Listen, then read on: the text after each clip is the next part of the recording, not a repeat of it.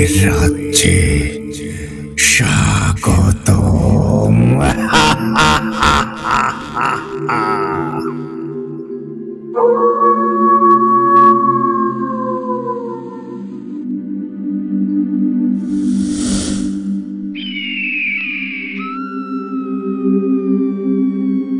আসসালামু আলাইকুম বন্ধুগণ, সবাইকে স্বাগতম জানাচ্ছি ভূত আড্ডার আরো একটি নতুন এপিসোডে।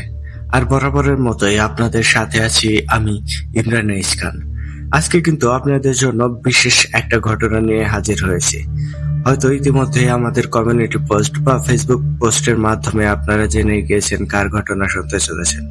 হ্যাঁ, সত্যিই আজকে আমরা রাসেল রাজ ভাইয়ের লেখা অন্য জগৎ ঘটনার দ্বিতীয় পার্ট শুনব। এই ঘটনাটিরও অন্য জগৎ নাম দেওয়া হয়েছে কেননা এই ঘটনাটিতেও আপনারা অন্য জগৎ পর্ব 1-এর মতোই অনেক বেশি দুর্দান্ত কিছু অনুভব করতে চাচ্ছেন। তো বেশি কথা বলে ঘটনার আমেজটা নষ্ট করতে চাচ্ছি না, মূল ঘটনায় চলে যাব। তার আগে বলতে চাই, আপনারা যারা এখনো আমাদের চ্যানেলটি সাবস্ক্রাইব করেননি, দ্রুত সাবস্ক্রাইব করে পাশে থাকা বেল আইকনটি অন করে রাখুন। এর ফলে আমাদের পরবর্তী সকল আপডেট সবার আগে আপনাদের কাছে পৌঁছে যাবে। আর আপনারাও যদি আমাদেরকে ঘটনা পাঠাতে চান, সেই ক্ষেত্রে আপনাদের কাছে দুইটি ওয়ে আছে। প্রথমত, আপনারা সরাসরি আমাদেরকে হোয়াটসঅ্যাপে নক দিতে পারেন, আর আমাদের হোয়াটসঅ্যাপ নাম্বারটি আমাদের ডেসক্রিপশন বক্সে অথবা কমেন্ট বক্সে দেওয়া আছে। আর বলে রাখা ভালো, আমাদের হোয়াটসঅ্যাপটি কিন্তু মেনটেন করে আমাদের সবার প্রিয় আরাফাত ভাই। তো এছাড়াও আপনারা চাইলে কিন্তু আমাদেরকে ইমেইলের মাধ্যমে ঘটনা পাঠাতে পারেন।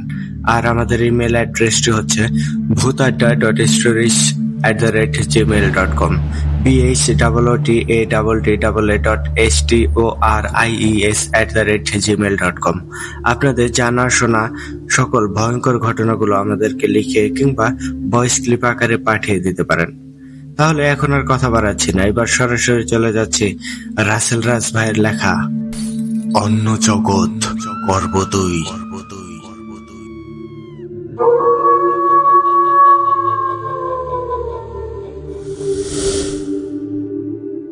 ঘটনাটি আমাকে ঠিক যেভাবে লিখে পাঠিয়েছেন, আমি চেষ্টা করছি ঠিক সেভাবেই আপনাদের মাঝে উপস্থাপন করতে। লিখছেন, আসসালামু আলাইকুম ইমরান ভাই, কেমন আছেন? শ্রোতা ভাই ও বোনেরা, আপনারা সবাই কেমন আছেন? আলহামদুলিল্লাহ, আমি ভালো আছি। এবার আমার পরিচয়টা দিয়ে দেই। আমি আপনাদের পছন্দের শো ভূত আড্ডার একজন অফিসিয়াল স্টোরি টেলার। বাসা সাতক্ষীরা জেলা কলারোয়া থানা, গ্রামের নাম বোয়ালিয়া। আর আমার নাম মোহাম্মদ রাসেল হোসেন রাজ। আপনারা ইতিমধ্যেই জেনে গিয়েছেন যে আজ আপনাদের জন্য কোন ধরনের ঘটনা নিয়ে এসেছি। হ্যাঁ লিসেনার্স, আপনারা কল্পনাও করতে পারবেন না এই ঘটনা এতটাই হাড়হিম করা হতে যাচ্ছে। ঘটনার ভেতরে যাওয়ার আগে কিছু কথা বলে নিতে চাই, তাহলে এই ঘটনাটা বুঝতে আপনাদের সুবিধা হবে। তো আমি এই ঘটনাটা এলোমেলো ভাবে পেয়েছি, তাই এই ঘটনাটা আমি আমার মতো করে গুছিয়ে লেখার চেষ্টা করছি। ভুল ত্রুটিগুলো ক্ষমা সুন্দর দৃষ্টিতে দেখবেন। আর একটা কথা, এই ঘটনার ভেতরে আমি নিজে থেকে অন্য আরো একটা ক্যারেক্টার ঢোকাতে যাব। সেটা মনে করেন আমি রাসেল রাজ নিজেই এই ঘটনার ভেতরে থাকব। আর আমার সাথে থাকবে জাবেল জিন। লিসেনারগণ, একটাবার ভাবেন তো এই ঘটনাটা কতটা ভয়ঙ্কর রকম সুন্দর হতে যাচ্ছে, যেখানে থাকছে আজগর আলী মামার ভয়ঙ্কর শক্তিশালী জিন বন্ধু আজম জিন, আর তার সাথে থাকছে আব্দুল রাজ্জাক কবিরাজের ছেলে রুস্তম জিন এবং তার বন্ধু ইউসুফ জিন, আর তার সাথে থাকবো আমি, আর আমার সাথে থাকবে জাবেল জিন।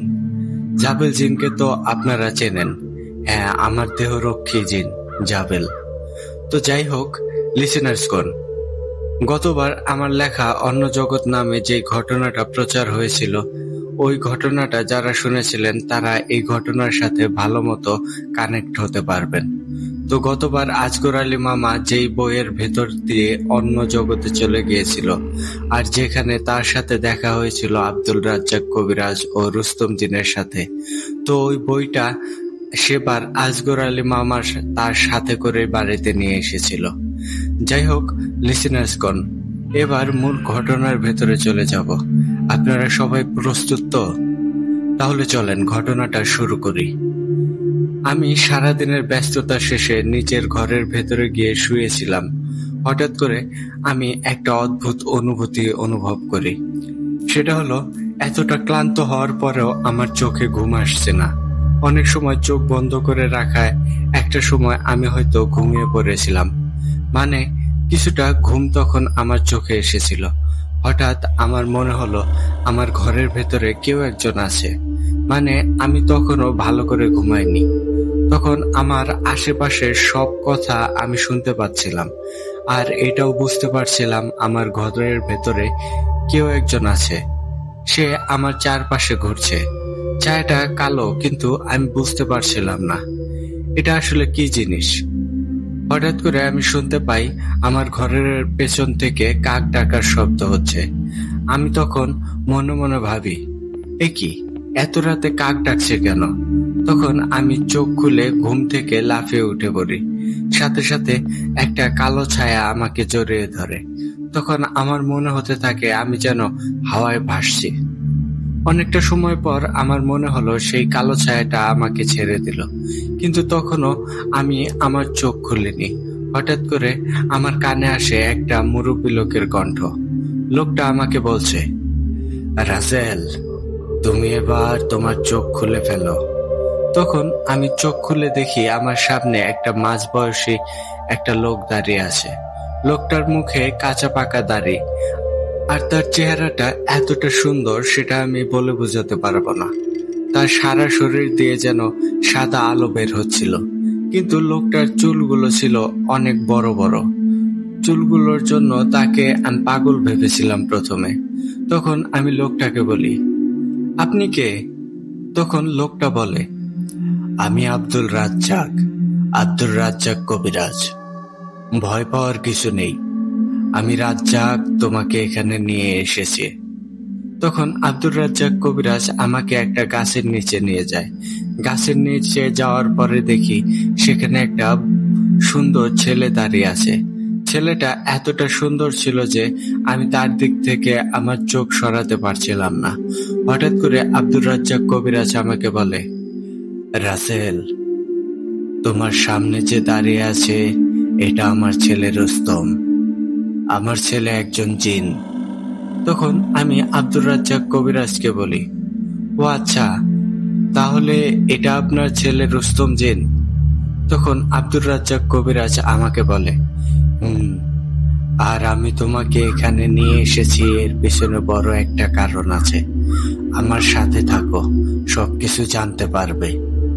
তখন পাশ থেকে রুস্তম জিন আমাকে সালাম দিয়ে আব্দুর রাজ্জাক কবিরাজের পাশে গিয়ে বসতে বলে। আমি সাথে সাথে গিয়ে সেখানে বসে পড়ি। তারপরে আমি রুস্তম জিনকে বলি, আচ্ছা রুস্তম ভাই, আমরা এখানে কি করছি, আর এখানেই বা বসে আছি কেন? যে কাজের জন্য আমাকে এখানে নিয়ে এসেছো সেটা এখনই শেষ করি, তোমরা কি বলো? আমার কথা শুনে রুস্তম জিন বলে, আমরা যে কাজের জন্য তোমাকে নিয়ে এসেছি সে কাজ এতটা সহজ না। এখানে আরেকজনকে লাগবে। তোমরা চোখ বন্ধ করো, আমি তাকে এখানে নিয়ে আসছি। আর সাথে এই গ্রামের কিছু কিছু সমস্যাও দেখাচ্ছি। ওসব দেখে কিছু বুঝতে না পারলে আমার আব্বাজান তোমাদের দুজনকে বুঝিয়ে বলবে। তোমরা দুইজন তাহলে এবার তোমাদের চোখ বন্ধ করো। রুস্তম জিনের কথা মতো আমরা দুইজন চোখ বন্ধ করি। তারপরে যা কিছু দেখেছি সেটা আমি আমার মতো করে তুলে ধরছি। চোখ বন্ধ করার পরে দেখি আমার চোখের সামনে আজগর মামা। হ্যাঁ, সত্যিই আজগর আলী মামা। তখন তার পাশের বাড়ির একটা ছেলের শরীরে জিন হাজির করে তাকে বলে ছেলেটাকে ছেড়ে চলে যেতে। আর জিনটা তখন যেতে চায় না। তখন ছেলেটার শরীরে পানি পড়া ছিটিয়ে দেয়। তখন ছেলেটার শরীরের ভেতরে থাকা জিনটা চিৎকার করে বলে, আমাকে কষ্ট দিস না, এবার আমাকে ছেড়ে দে। আমি এবার মরেই যাব। আমাকে আর কষ্ট দিস না, আমাকে ছেড়ে দে। আমি এখনই চলে যাচ্ছি। তারপরে আজগর আলী মামা তার চোখ বন্ধ করে দোয়া পড়ে। সাথে সাথে ছেলেটা নিস্তেজ হয়ে মাটিতে লুটিয়ে পড়ে। তখন আজগর আলী মামা যেই না ছেলেটার শরীরে হাত দিতে যাবে, ঠিক তখনই ঘরের বাইরে থেকে ভয়ঙ্কর কণ্ঠে সেই জিনটা বলে, আজগর, তুই আমাকে না হয় হারিয়ে দিলি, কিন্তু তুই আমার প্রভুকে হারাতে পারবি? আজগর, তুই ভাবতেও পারবি না আমার প্রভু কতটা শক্তিশালী। এই বলে আওয়াজটা হাওয়ায় মিলিয়ে যায়। এটা নিয়ে আজগর আলী মামা বেশি একটা মাথা ঘামায় না, কারণ এমন হুমকি এর আগেও অনেক জিন অনেক রকম হুমকি আজগর মামাকে দিয়েছে, কিন্তু তেমন কোনো ক্ষতি করতে পারেনি। তো এরপরে অজ্ঞান হওয়া ছেলেটাকে নিয়ে তার বাবা মা ঘরে চলে যায়। তারপরে আজগর মামাও তার বাড়িতে চলে আসে। আজগর মামা ঘরের ভেতর শুয়ে আছে, কিন্তু কিছুতেই তার চোখে ঘুম আসছে না। ঘুম আসছে না দেখে আজগর মামা উজু করে নামাজ পড়ে নেয়। নামাজ পড়া শেষ করতেই আজগর মামার মনে হতে থাকে কেউ যেন তাকে লুকিয়ে লুকিয়ে দেখছে। তখন আজগর আলী মামা অদৃশ্য কাউকে উদ্দেশ্য করে বলল, এখানে কে আছে? যদি নিজের ভালো চাও তাহলে এখনই আমার সামনে আসো। কিন্তু না, কোনো সারা শব্দ নেই। সে সময় হঠাৎ কি মনে করে আজগর মামা তার ঘরের এক কোণে থেকে পুরাতন কিছু বই বের করলো, কিন্তু কেন বের করছে এটা সে নিজেও জানে না। বইগুলো বের করে তার ভেতর থেকে একটা বই বের করলো, আর বইটা বের করে জোরে জোরে বলতে লাগলো, এই তো পেয়েছি, এই তো পেয়েছি। সাথে সাথে সেই বইটার উপর থেকে পাতা উল্টাতে শুরু করলো। তখন আজগর আলী মামা কিছুটা ভয় পেয়ে পিছনে সরে আসলো, কিন্তু এ কি, বইটা এবার শূন্যে ভেসে আছে। সাথে সাথে আজগর মামা খেয়াল করলো আজগর মামাদের ঘরের বাহিরে অনেক বেশি ঝড়ো হাওয়া বইছে। তখনই বাইরে শো শো করে বাতাস বইতে শুরু করলো। এরপর আজগর মামা বইটার দিকে তাকিয়ে দেখে বইটার পাতা উল্টাতে উল্টাতে একটা নির্দিষ্ট পাতাতে এসে আটকে গিয়েছে। ঠিক তখনই সেই পৃষ্ঠার ভেতর থেকে একটা দরজার মতো খুলে বের হয়। সাথে সাথে সেই দরজার ভেতরে আজগর মামাকে টেনে নিল কিছু একটা। দরজার ওপাশে যেতেই আজগর মামা দেখে চারদিকে ঘুটঘুটে অন্ধকার, কোথাও এতটুকু সারা শব্দ নেই। কিছু সময় পরে হঠাৎ তার সামনে সবকিছু সাদা হয়ে গেল। এত সাদা চোখে সহ্য করতে না পেরে আজগর মামা তার চোখটা বন্ধ করে নিল। তারপরে যখন তার চোখ খুলল তখন আজগর মামা তো অবাক, কেননা তখন আজগর মামা দেখতে পায় তার সামনে সুন্দর একটা গ্রাম। গ্রামের যেদিকে শুধু চোখ যায় শুধু সবুজ আর সবুজ। গ্রামের দিকে এগিয়ে আসতে আজগর মামা দেখল তার সামনে একটা সরু খাল চলে গিয়েছে। আরো কিছুটা দূর যেতেই আজগর মামার নজরে পড়ে বিশাল বড় একটা বট গাছ। আজগর মামা বট গাছটা দূর থেকে দেখে বলে উঠল, আল্লাহ, এটা কত বড় বট গাছ! এই গাছটা রাতে যদি কেউ দেখে তাহলে সে তো ভয়েই মারা যাবে। হঠাৎ সেখানে রাতের কালো অন্ধকারে ছেয়ে গেল। তখন আজগর মামার চারদিকে ঝিঝি পোকার ডাক কানে আসতে লাগলো। তখন আজগর মামা মনে মনে বলে, এটা আমি কোন জগতে চলে আসলাম? আল্লাহ, তুমি আমাকে এখান থেকে উদ্ধার করো।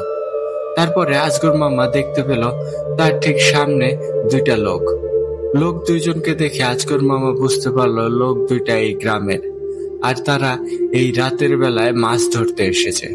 কারণ তাদের দুইজনের হাতেই টর্চ লাইট এবং তাদের সাথে ছিল মাছ ধরার সব সরঞ্জাম। আজগর মামা তাড়াতাড়ি করে লোক দুইটার সামনে গিয়ে তাদের সাথে কথা বলতে গেল, কিন্তু না, লোক দুইটা তো তাকে দেখতেই পাচ্ছে না। আজগর মামা দেখে লোক দুইটা কিছু একটা বলছে, কিন্তু কি সেটা শোনার জন্য কিছুটা কাছে গেলে শুনতে পায় লোক দুইটা বলছে, ভাই চলো আমরা আজ ওই বট গাছের নিচে মাছ ধরি। কিন্তু পাশের জন ভয়ে ভয়ে বলে, না, এটা আমার জন্য ঠিক হবে না, তার থেকে ভালো আমরা প্রতিদিন যেদিকে মাছ ধরি ওদিকেই যাই। তখন তার পাশের সেই লোকটা আবারও বলে, আরে ধুর, এত ভয় পেলে চলে নাকি? আমাকে দেখে কিছু শিখতে পারো না? আমার মনে কোনো ভয় ডর নাই। তখন সেই লোকটা ভয়ে ভয়ে আবারও বলে, তোর না হয় ভয় লাগে না, কিন্তু আমার লাগে। আর শুনেছি বট গাছের নিচে যারাই মাছ ধরতে গিয়েছে তারা আর কখনোই ফিরে আসেনি। আর তাছাড়া তুই কি গ্রাম প্রধানের নিষেধ ভুলে গিয়েছিস? এই কথাগুলো শুনে তার পাশে থাকা সেই লোকটা বলে, আমি কারো কথা বিশ্বাস করি না, যা নিজের চোখে দেখিনি তা তো বিশ্বাস করবই না। আর গ্রাম প্রধানের কথা বলছিস? আরে ওই বট গাছের নিচে বড় বড় মাছ পাওয়া যায়, তাই গ্রাম প্রধান সবাইকে ভয় দেখিয়ে ওখানে যেতে দেয় না। আজ সবকিছু প্রমাণ করে দেব, চল আমার সাথে। তখন তারা নিজের ভেতরে কথা বলতে বলতে চলে যায় সেই বিশাল বড় বটগাছটার নিচে। আর কিছু সময়ের ভেতরে তারা বটগাছের নিচে দিয়ে পানিতে নেমে মাছ ধরতে শুরু করে। একটা, দুইটা, তিনটা, এমন করে তারা অনেকগুলো বড় বড় মাছ ধরতে পারে। তখন আজগর মামা দূর থেকে সবকিছু দেখছিল। হঠাৎ করে আজগর মামা দেখতে পেল বটগাছের নিচের লোক দুইজন মাছ ধরছিল। হঠাৎ করে আজগর মামা দেখতে পেল যে বটগাছের নিচে যে দুইজন লোক মাছ ধরছিল তাদের আশেপাশে অনেক জোরে জোরে ঝড়ো হাওয়া বইতে শুরু করেছে। সাথে সাথে আজগর মামা আরো দেখে লোক দুইজনের ভেতর থেকে একজন আত্মচিৎকার করছে আর বলছে, ভাই কামরুল, তুই আমাকে একা ফেলে যাস না, আমাকে কে যেন পানির নিচে টেনে নিয়ে যাচ্ছে, তুই আমাকে বাঁচা। এই কথাগুলো শুনে তার পাশে থাকা কামরুল মানে ওই লোকটা বলে, ভাই তুই এটা কি বলছিস? তার মানে আমরা ওই শয়তানগুলোকে মুক্ত করে দিয়েছি, এবার কি হবে? আচ্ছা তুই আমার হাত ধরে উঠে আয়। এটা বলে লোকটা তার হাত টেনে উঠাতে থাকে, কিন্তু না, সে কিছুতেই তাকে উঠাতে পারছে না। আর একটা সময় উপরে থাকা লোকটা পানিতে থাকা সেই লোকটার হাত ছেড়ে দিয়ে বলে, ভাই তুই আমাকে ক্ষমা করে দিস, আমি পারলাম না, আমি নিজের জীবনটা বাঁচিয়ে নেই। এই বলে লোকটা গ্রামের দিকে দৌড় দেয়। আর ঠিক তখনই সেই বিশাল বট গাছটার উপর থেকে ভয়ঙ্কর কণ্ঠে শয়তানেরা বলে, যা, কত দূর যেতে পারবি যা, আমরা আবারও ফিরে এসেছি। আমাদের চিরতরে শেষ করা এতটা সহজ না, আমরা এসেছি। তখন বটগাছের উপরে ধীরে ধীরে শত শত কালো ছায়া যেন এক হয়ে দাঁড়িয়ে যায়। তখন আজগর মামা দাঁড়িয়ে সেগুলো দেখছিল। ঠিক তখনই আজগর মামা দেখে অদৃশ্য কেউ একজন আজগর মামার চোখের সামনে কালো পর্দা ফেলে দিয়েছে। তখন আবারও আজগর মামার সামনে পিছনে যত দূর চোখ যায় শুধু নিকষ কালো অন্ধকারে চেয়ে আছে। সেই সময় আজগর মামার চারপাশ থেকে কান্নাকাটি আর আর্তনাদের আওয়াজ শুনতে পায়। তারপরে হঠাৎ সবকিছু পরিষ্কার হয়ে যায়। আজগর মামার চারপাশটা একদমই পরিষ্কার হয়ে যায়। তখন আজগর মামা দেখতে পায় তার চোখের সামনে অনেকগুলো মানুষ, কিন্তু তাদেরকে দেখে মনে হচ্ছে তারা বোধহয় আজগর মামাকে দেখতেই পাচ্ছে না। তখন আজগর মামা লোকগুলোর দিকে এগিয়ে গিয়ে দেখার চেষ্টা করলো সেখানে কি হয়েছে। তখন আজগর মামা দেখে একটা পরিবারের 3 জন সদস্য মারা গিয়েছে। এখন আজগর মামা অনেক কৌতূহলী হয়ে বোঝার চেষ্টা করে আসলে সেখানে হয়েছেটা কি। তখন আজগর মামা সেখানে থাকা লোকদের কাছে জিজ্ঞেস করে এখানে কি হয়েছে, আর এরা 3 জন মারা গেল কি করে। কিন্তু এ কি, আজগর মামার কথা তো তারা শুনতেই পাচ্ছে না। তারা তাদের মতোই কাজ চালিয়ে যাচ্ছে। তারপরে আজগর মামা তার চোখ বন্ধ করে জোরে জোরে আল্লাহ আল্লাহ বলতে থাকে।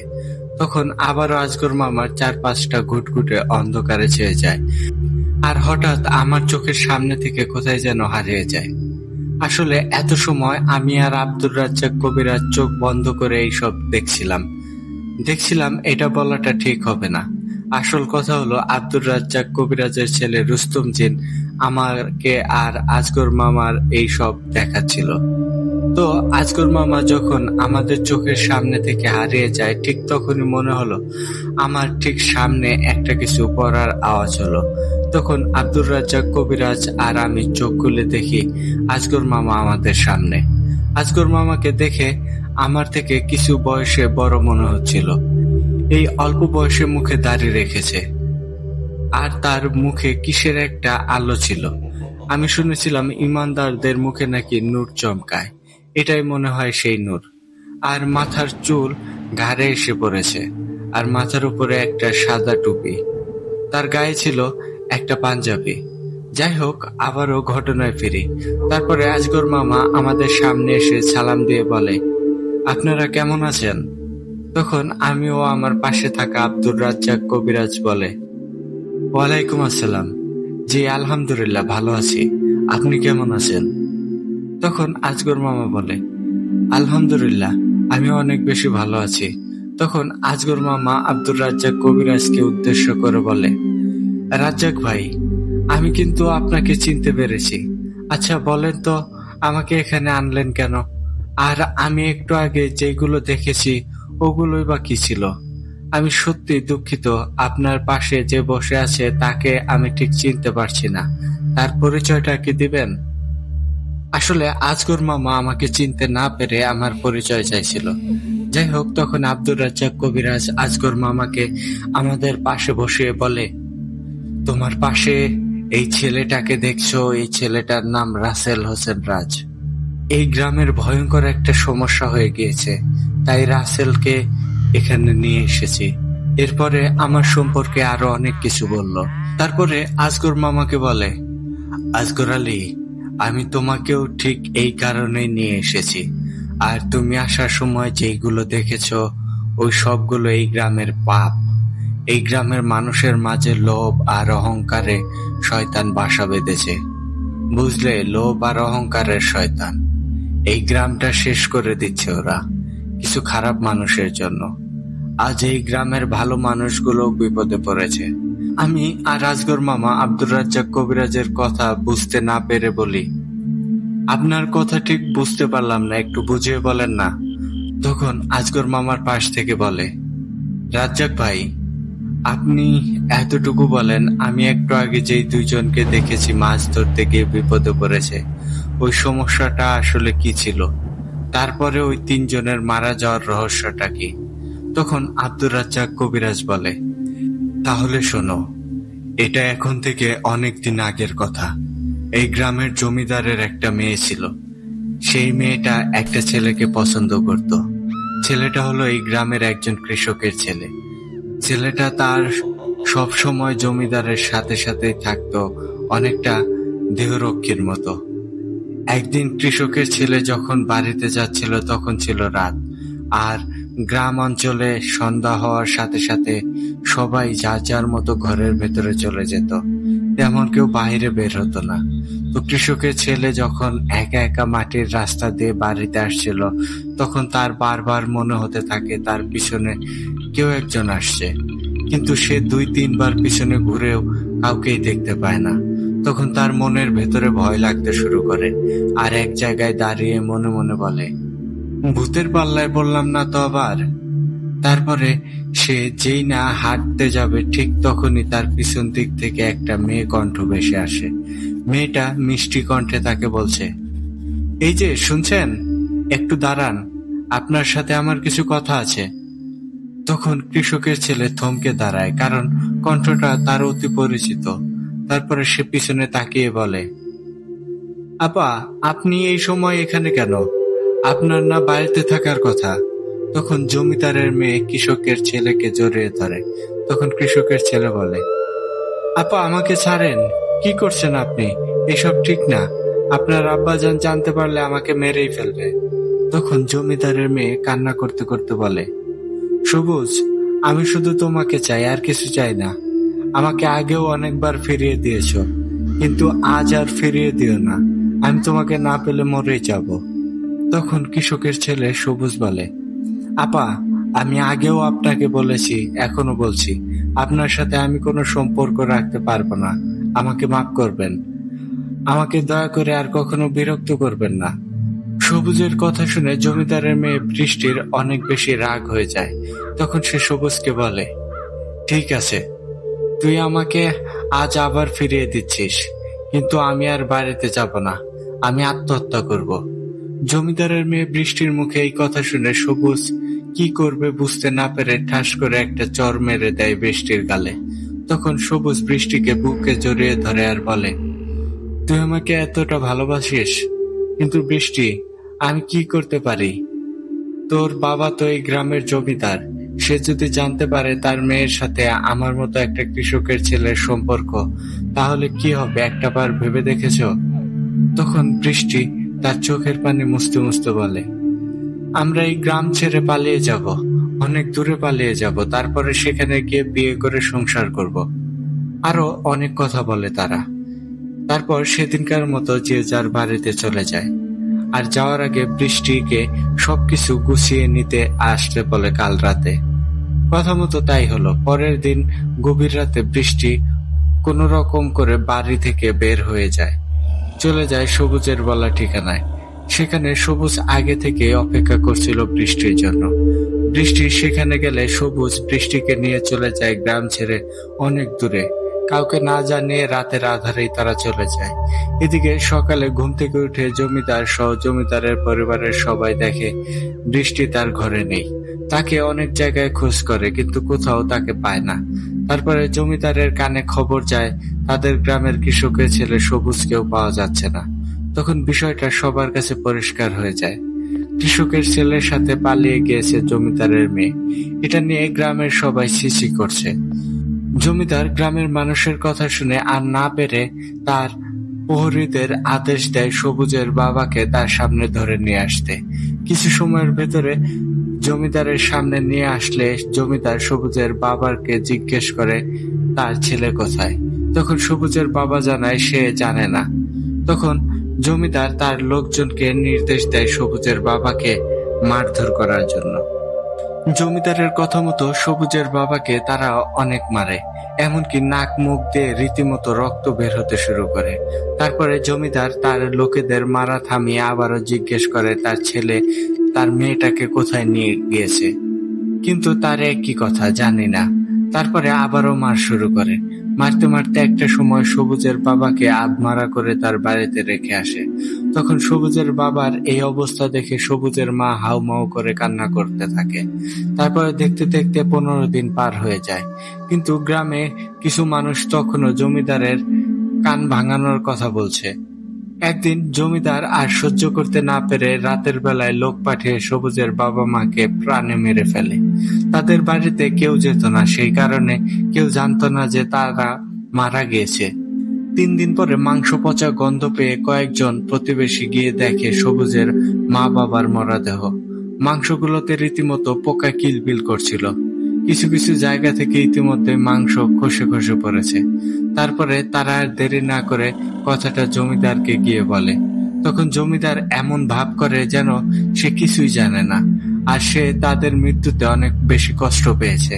তারপরে জমিদার বলে, এই যে আমার গ্রামের মানুষেরা, তোমরা কেউ তো ওই দুটো লাশ এখন মাটি দিতে পারোনি, তাই না? তখন গ্রামের কিছু মানুষ বলে, জমিদার মশাই, আসলে লাশ তো পচে গিয়েছে, এখন আমরা কি করব বুঝতে পারছি না। কিছু একটা না করলে তো আমরা বাড়িতে থাকতে পারছি না, অনেক বাজে গন্ধ ছড়াচ্ছে। তারপরে জমিদার বলে, তোমরা একটা কাজ করো, ওই বাড়িতে আগুন জ্বালিয়ে দাও। জমিদারের কথা মতো তারা সবুজদের বাড়িতে আগুন লাগিয়ে দিল। দেখতে দেখতে কিছু সময়ের ভেতরে সবকিছু পুড়ে ছাই হয়ে গেল। তারপরে 1 বছর পেরিয়ে যায়। একদিন জমিদার তার একটা লোকের কাছ থেকে জানতে পারে সবুজ আর বৃষ্টি কোথায় আছে, আর জমিদার এটাও জানতে পারে তার মেয়ের গর্ভে বাচ্চা রয়েছে। এই খবর পাওয়ার পর থেকে জমিদারের মাথায় শয়তানি বুদ্ধি চেপে বসে। জমিদার তখনই তার মেয়ের বাড়িতে তার কিছু লোক পাঠিয়ে দেয়, আর লোকগুলোকে পাঠানোর আগে তাদেরকে বলে দেয় তার মেয়ের সাথে বলতে যে তোমার বাবা সবকিছু মেনে নিয়েছে, তাই তাদেরকে পাঠিয়েছে তাদের সাথে করে মেয়েকে আর জামাইকে নিয়ে যেতে। লোকগুলো বৃষ্টির বাড়িতে গিয়ে তার বাবার বলা সব কথাগুলো তাদের সাথে বলে। লোকগুলোর কথা শুনে বৃষ্টি তো খুশিতে পাগল হয়ে যাওয়ার মতো অবস্থা হয়ে যায়। তখন সবুজও বাড়িতে ছিল। তখন সবুজের মনে কিছুটা খারাপ লাগা কাজ করে, কেননা সবুজ আগে জমিদারের সাথে সব সময় থাকতো, তাই সে জানে জমিদার কতটা খারাপ মানুষ। তাই সবুজ বৃষ্টিকে জানায় যে তার বাবার অন্য কোনো উদ্দেশ্য আছে, কিন্তু বৃষ্টি সবুজের কোনো কথাই শোনে না। সে বলে, আমার বাবাকে আমি ভালো করে চিনি। সবুজকে আরো অনেক কথা শুনিয়ে দেয়। একটা সময় সবুজ তার সাথে যেতে রাজি হয় এরপর সেই লোকগুলোর সাথে জমিদার বাড়িতে চলে যায়। সবুজ আর বৃষ্টি যখনই জমিদার সামনে গিয়ে দাঁড়িয়েছে তখনই জমিদার তার আসল রূপে আসে। জমিদার তার লোকদের বলে সবুজকে গাছের নিচে বেঁধে রাখতে আর বৃষ্টিকে ঘরের ভিতরে নিয়ে যেতে বলে। তার লোকেরা ঠিক তাই করে। সবুজকে গাছের সাথে বেঁধে বেধড়ক মারতে শুরু করলো। আর ওই দিকে বৃষ্টির ঘরের ভেতর থেকে চিৎকার করছে। সবুজ মার খেতে খেতে একটা সময় অজ্ঞান হয়ে যায়। কিছু সময় পরে তার মুখে পানির ঝাপটা মারলে সবুজের জ্ঞান ফেরে। তখন তার অবস্থা অনেকটাই খারাপ ছিল।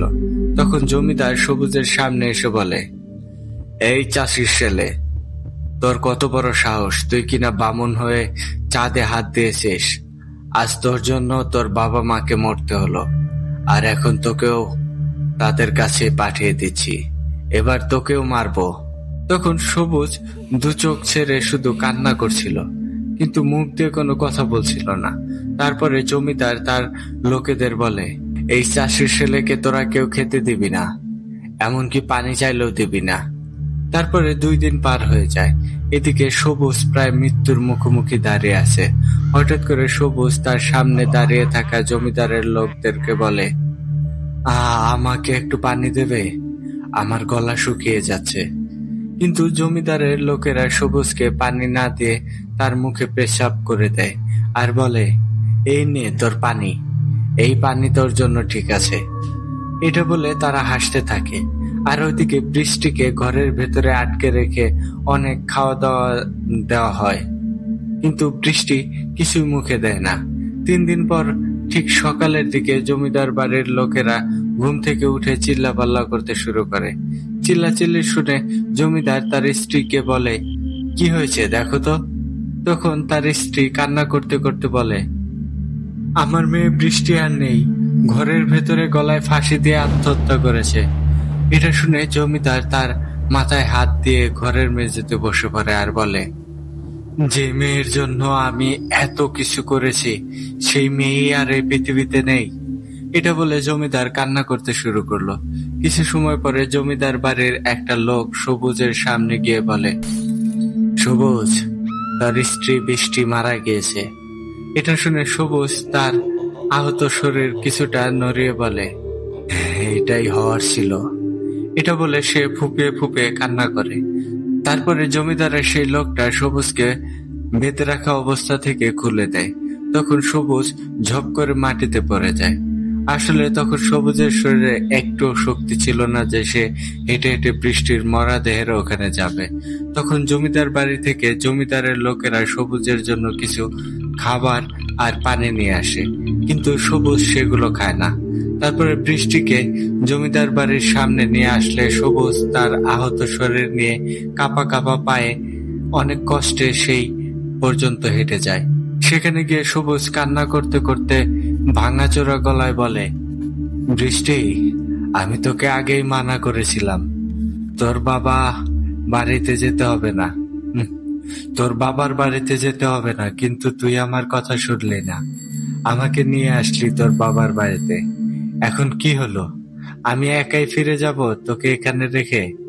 এসেছি একসাথে 2 জন, আর একা যাব? আর তুই না আমাকে কথা দিয়েছিলি তুই যেখানে যাবি আমাকে নিয়েই যাবি, তাহলে আজ আমাকে একা রেখে তুই কেন চলে গেলি? আর তুই তো একা যাস নাই, তোর সাথে করে তোর সন্তানকেও নিয়ে গেলি আমাকে একা রেখে। এটা বলে সবুজ জমিদারের মুখের দিকে তাকিয়ে বলে, জমিদার মহাশয়, দেখলেন তো, পাপ কখনো তার বাপকেও ছাড়ে না। আজ আপনার কারণে আপনার মেয়েকে হারালেন। কি এমন হতো আমাদের মেনে নিলে? আমি ছেলে হিসেবে কি খারাপ ছিলাম? হ্যাঁ, আমি না হয় গরিব ছিলাম, কিন্তু আমি আপনার মেয়েকে আমার কাছে অনেক ভালো রেখেছিলাম, আপনার থেকেও ভালো। আপনি বাবা হিসেবে দায়িত্ব পালন করতে পারেননি। তখন জমিদার সবুজের কথাগুলো শুনে মাথা নিচু করে থাকে, কিন্তু তার মুখে কোনো কথা নেই। সবুজ তার কথা শেষ করে সেখান থেকে চলে আসতে গেলে জমিদার বাড়ির লোকেরা তাকে আটকাতে গেলে বলে, তোরা কেউ আমার সামনে আসবি না, তোরা আমার সবকিছু শেষ করে দিয়েছিস, আমার বাবা মাকেও তোরা বাঁচতে দিসনি, তোদের হাতে আমার বাবা মায়ের রক্ত লেগে আছে, ওই হাত দিয়ে আমাকে ধরবি না। এটা বলে সবুজ সেখানেই জ্ঞান হারিয়ে মাটিতে পড়ে যায়। সবুজের জ্ঞান ফিরলে সবুজ দেখে সে একটা ঘরের ভেতর শুয়ে আছে। সে আরো দেখে তার গায়ে যে কাটা দাগগুলো ছিল সেগুলোর উপরে কে যেন লতাপাতা বেটে ওষুধ বানিয়ে দিয়ে রেখেছে। সবুজ তখন কিছু বুঝতে না পেরে ঘরের ভেতরে চারপাশে তাকিয়ে তাকিয়ে দেখতে থাকে। সে প্রথম ভেবেছিল সে এখন হয়তো জমিদার বাড়িতেই আছে, কিন্তু না, এটা জমিদার বাড়ি না, এটা একটা মাটির বাড়ি। হঠাৎ করে ঘরের ভেতর একটা মুরব্বী লোক চলে আসে। লোকটার মুখে অনেক বড় বড় দাড়ি, কিন্তু দাড়িতে জট আর মাথার চুলের জট সব মিলে অনেক ঘোলাটে একটা বিষয়। লোকটার গায়ের রং কুচকুচে কালো। প্রথমবার যে কেউ দেখলে ভয় পেয়ে যাবে। যাই হোক, লোকটা ঘরের ভেতরে গিয়ে যখন দেখে সবুজের জ্ঞান ফিরেছে, তখন লোকটা সবুজকে বলে, কিরে বেটা, তোর জ্ঞান ফিরেছে তাহলে? তখন সবুজ বলে, আপনি কে, আর আমি এখানে কি করে আসলাম? তখন লোকটা বলে, আমি একজন তান্ত্রিক মানুষ, আর তুই এখন যেখানে আসস এটা আমার ঘর। আর আমি তোকে এই জঙ্গলের ভেতরে একটা জায়গায় পেয়েছি। কেউ মনে হয় তোকে মেরে এই জঙ্গলে ফেলে রেখে গিয়েছিল। আমি ওখান দিয়ে যাওয়ার সময় তোকে পাশে পড়ে দেখতে দেখি, তারপর আমার এখানে নিয়ে আসি। আমি বুঝতে পারি তোর শ্বাস চলছে, তাই আমি তোর ক্ষত স্থানে ওষুধ লাগিয়ে দিয়েছি। আর এই ওষুধ লাগানোর ফলে তুই খুব তাড়াতাড়ি সুস্থ হয়ে যাবি। তারপরে তুই তোদের জায়গায় আবার চলে যেতে পারবি। তখন সবুজ বলে, আচ্ছা ঠিক আছে, কিন্তু আমার তো এই পৃথিবীতে আপন বলতে কেউ নেই, তাহলে আমি যাবো কার কাছে? আর তাছাড়া আমি আর আমার গ্রামে ফিরে যেতে চাই না। সবুজের কথা শুনে তার পাশে বসা তান্ত্রিক লোকটা বলে, কি হয়েছে তোর? আমার সাথে সবকিছু খুলে বল। তখন সবুজ তার সাথে কি কি হয়েছে সবকিছু প্রথম থেকে খুলে বলে। সবুজের সব কথা শুনে তান্ত্রিক যেন চোখের পানি ছেড়ে দিল। তারপরে তান্ত্রিক সবুজকে বলে, বল তুই কি চাস? তুই কি ওই গ্রামের মানুষদের থেকে প্রতিশোধ নিতে চাস? তখন সবুজ বলে, এখন প্রতিশোধ নিয়ে আর কি হবে? আমার বাবা মা আর আমার বউ আর তার পেটের সন্তানকে তো আর ফিরে পাবো না। সবুজের কথা শুনে তান্ত্রিক রেগে বলে, তা হয়তো পাবি না, কিন্তু তোর সাথে যেটা হয়েছে সেটা যেন আর কারো সাথে না হয়। তার জন্য হলেও তোর প্রতিশোধ নেওয়া উচিত বলে আমি মনে করি। তান্ত্রিকের কথা শুনে তখন সবুজ বলে, কিন্তু কেমন করে ওই গ্রামের সব মানুষদের থেকে প্রতিশোধ নেব? তখন তান্ত্রিক বলে, সেটা আমি তোকে বুঝিয়ে দেব। তুই শুধু আমার কথা মতো কাজ করবি। কি করবি না? তখন সবুজ বলে, হ্যাঁ করব। তারপরে তান্ত্রিক সবুজকে বলে, তুই এখন অনেকটাই অসুস্থ, তাই তুই আগে কিছুটা সুস্থ হয়ে নে, তারপরে তোকে সব বুঝিয়ে দেব। এই কথা বলে তান্ত্রিক ঘরের ভেতর থেকে বের হয়ে যায়। তারপরে দেখতে দেখতে 3 দিন পার হয়ে যায়। এই 3 দিনের ভেতরে সবুজ অনেকটাই সুস্থ হয়ে যায়। সেটা দেখে তান্ত্রিক সবুজকে বলে, এবার সময় হয়ে এসেছে। আমি যা যা বলবো তুই সেই মতো কাজ করবি, তাহলে তুই নিজেই তোর প্রতিশোধ নিতে পারবি। তখন সবুজ বলে, গুরুজি আমাকে বলেন কি করতে হবে? তখন তান্ত্রিক বলে, আগে তুই বল, তুই কি তোর স্ত্রী বৃষ্টির মরা দেহটা কবর থেকে তুলে আনতে পারবি? তখন সবুজ বলে, এটা অনেক কঠিন হয়ে যায়, তারপরেও চেষ্টা করব। আর কি কি করতে হবে?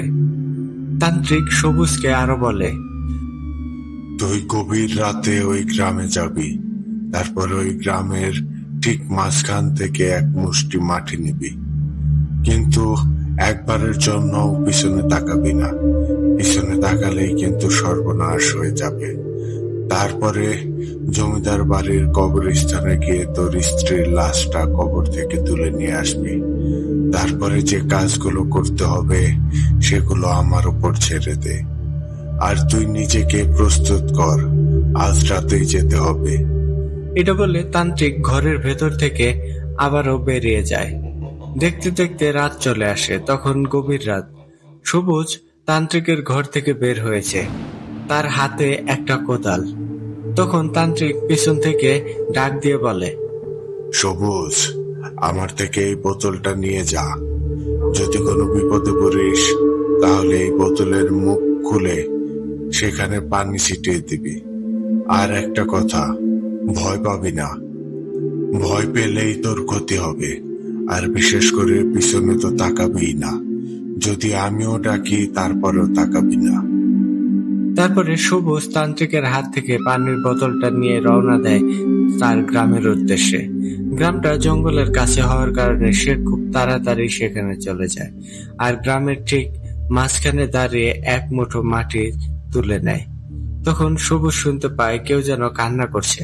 সে পিছনে তাকিয়ে দেখতেই যাবে, ঠিক তখনই তান্ত্রিকের বলা কথাগুলো মনে পড়ে যায়। তখন সবুজ নিজেকে সামলে আবারও হাঁটতে শুরু করে। আর একটা সময় সবুজ গিয়ে দাঁড়ায় জমিদার বাড়ির কবরস্থানে। এখন তার সামনেই বৃষ্টির কবর। সে আর এক মুহূর্ত দেরি না করে কোদাল দিয়ে কবরের উপরের মাটি সরানো শুরু করে। দেখতে দেখতে অনেকটা মাটি সরিয়ে ফেলে, আর একটা সময় সে কবরের সব মাটি সরিয়ে ফেলে। তখন সবুজ দেখতে পায় বৃষ্টির লাশ।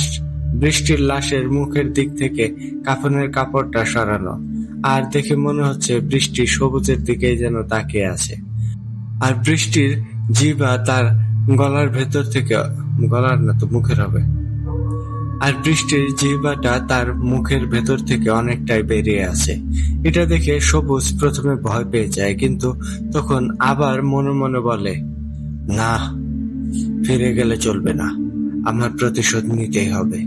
তখন সবুজ যেই না বৃষ্টির মরা দেহটা কবর থেকে তুলতে যাবে, ঠিক তখনই সবুজ দেখে বৃষ্টির লাশটা কাফনের ভিতরে পচে গলে গিয়েছে। তারপরেও সবুজ অনেক কষ্ট করে তোলে। উপরে উঠে সবুজ ভয় পেয়ে যায়। সবুজ দেখে বৃষ্টি বসে আছে কবর থেকে কিছুটা দূরে। তখন সবুজ মনে মনে ভাবে, তাহলে আমি এই কবর থেকে এখন কার লাশ উঠালাম? তারপরে সবুজ যেই না কবর থেকে উপরে আসতে যাবে, ঠিক তখনই কবরের পাশে বসা বৃষ্টির অবয়বটা বলে, সবুজ, তুই আমার এত বড় ক্ষতি করিস না, এর ফল কিন্তু ভালো হবে না, তুই আমার লাশটা রেখে যা। তখন সবুজ বুঝতে পারে ওই অবয়বটা তাকে ভয় দেখাচ্ছে। তখন সবুজ ভয় না পেয়ে সেখানে থাকা বৃষ্টির পচা দেহটা কাফনের ভেতর মুড়িয়ে চলে আসতে যাবে, তখন সেই অবয়বটা আবারও পিছন থেকে বলে, সবুজ, তুই না আমাকে ভালোবাসতিস, তাহলে তুই আমার সাথে এমন কাজ কেমনে করলি? এবার অবয়বটার কথা শুনে সবুজ সেখানে থমকে দাঁড়ায়। হঠাৎ করে তার আবারও তান্ত্রিকের বলা কথাগুলো মনে পড়ে যায়। তখন তার হাতে থাকা পানির বোতলটার মুখ খুলে অবয়বটার দিকে পানি ছিটিয়ে মারে। পানি অবয়বটার শরীরে গিয়ে লাগতেই অবয়বটা চিৎকার করতে করতে সেখানে অদৃশ্য হয়ে যায়। তারপরে আর কোনো সমস্যা ছাড়াই সবুজ বৃষ্টির লাশটা তান্ত্রিকের বাড়ির সামনে নিয়ে আসে। তারপর তান্ত্রিক সবুজকে দেখে বলে, সাবাস বেটা, সাবাস, তুই পেরেছিস। তারপর তান্ত্রিক সবুজকে গোসল করে আসতে বলে। সাথে সবুজ গোসল করে আসলে বৃষ্টির মরদেহ আর ওই গ্রামের মাটি একসাথে এক জায়গায় করে সবুজকে দিয়ে রিচুয়াল করায়। তখন সবুজ তান্ত্রিকের কথা মতো সবকিছু করে। সবুজ প্রতিশোধ নেওয়ার জন্য দেখতে দেখতে অনেক বড় তান্ত্রিক হয়ে ওঠে, সেটাও খুব তাড়াতাড়ি।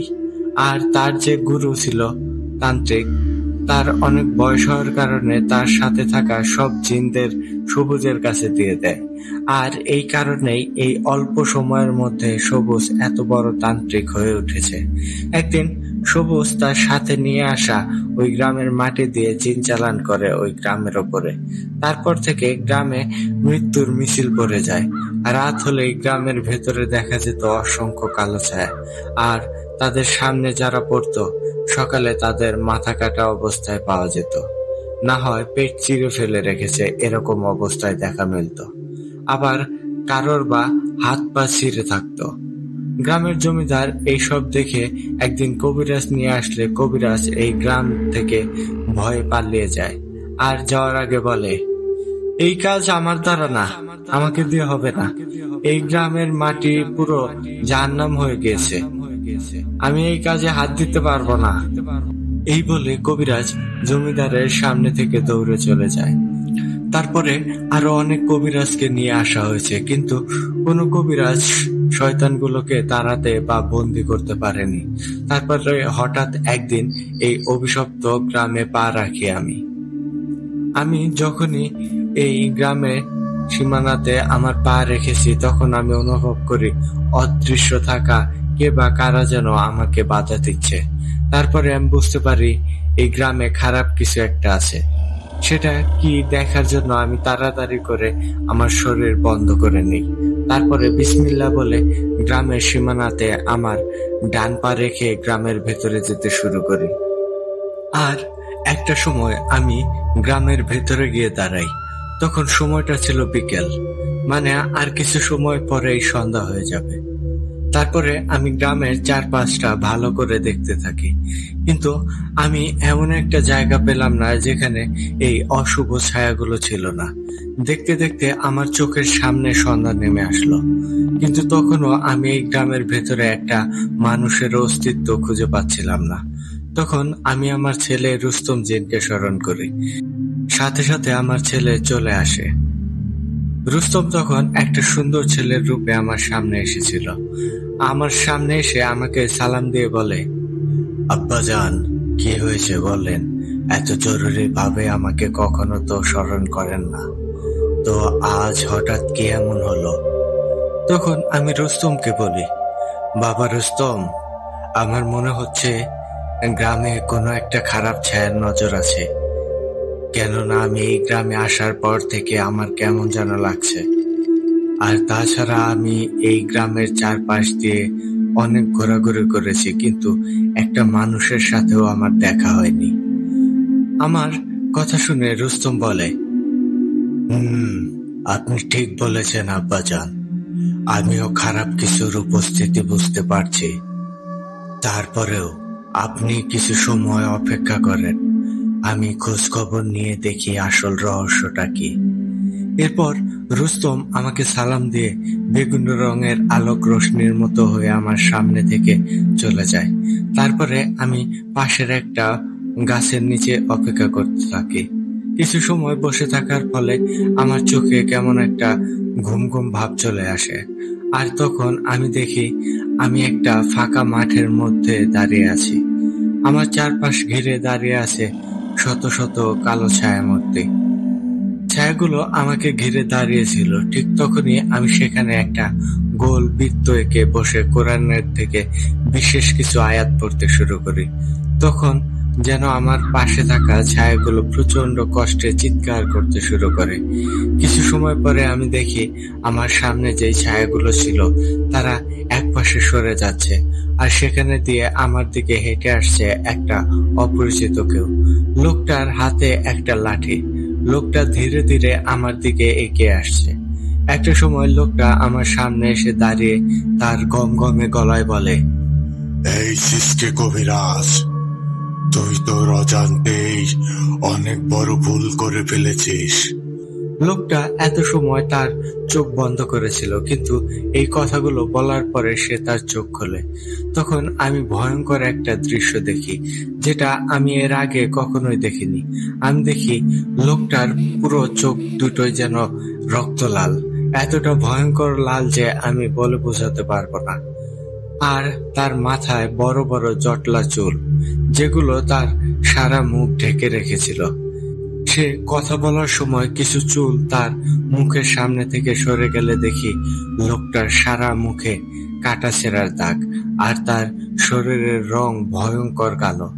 যাই হোক, এরপরে লোকটা আবারও বলে ওঠে, কবিরাজ, তুই আজ থেকে আমার শত্রু হয়ে গেলি, কিন্তু আমি তোকে এখনই মারবো না।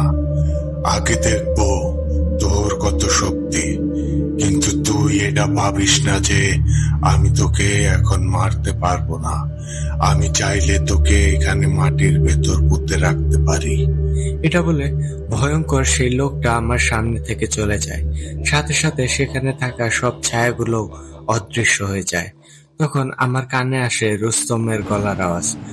রুস্তম আমার সামনে দাঁড়িয়ে আমাকে ঘুম থেকে জাগিয়ে তোলে আর আমাকে বলে কি হয়েছে। তখন আমি বুঝতে পারি আমি এত সময় সব স্বপ্ন দেখেছি। তখন আমি রুস্তমকে আমার স্বপ্নের কথা বলি। তখন রুস্তম বলে, আব্বাজান, এটা স্বপ্ন হলে ফেলে দেওয়ার মতো না। তারপরে আমি বলি, বাবা রুস্তম, তুমি কি জানতে পারলে বলো।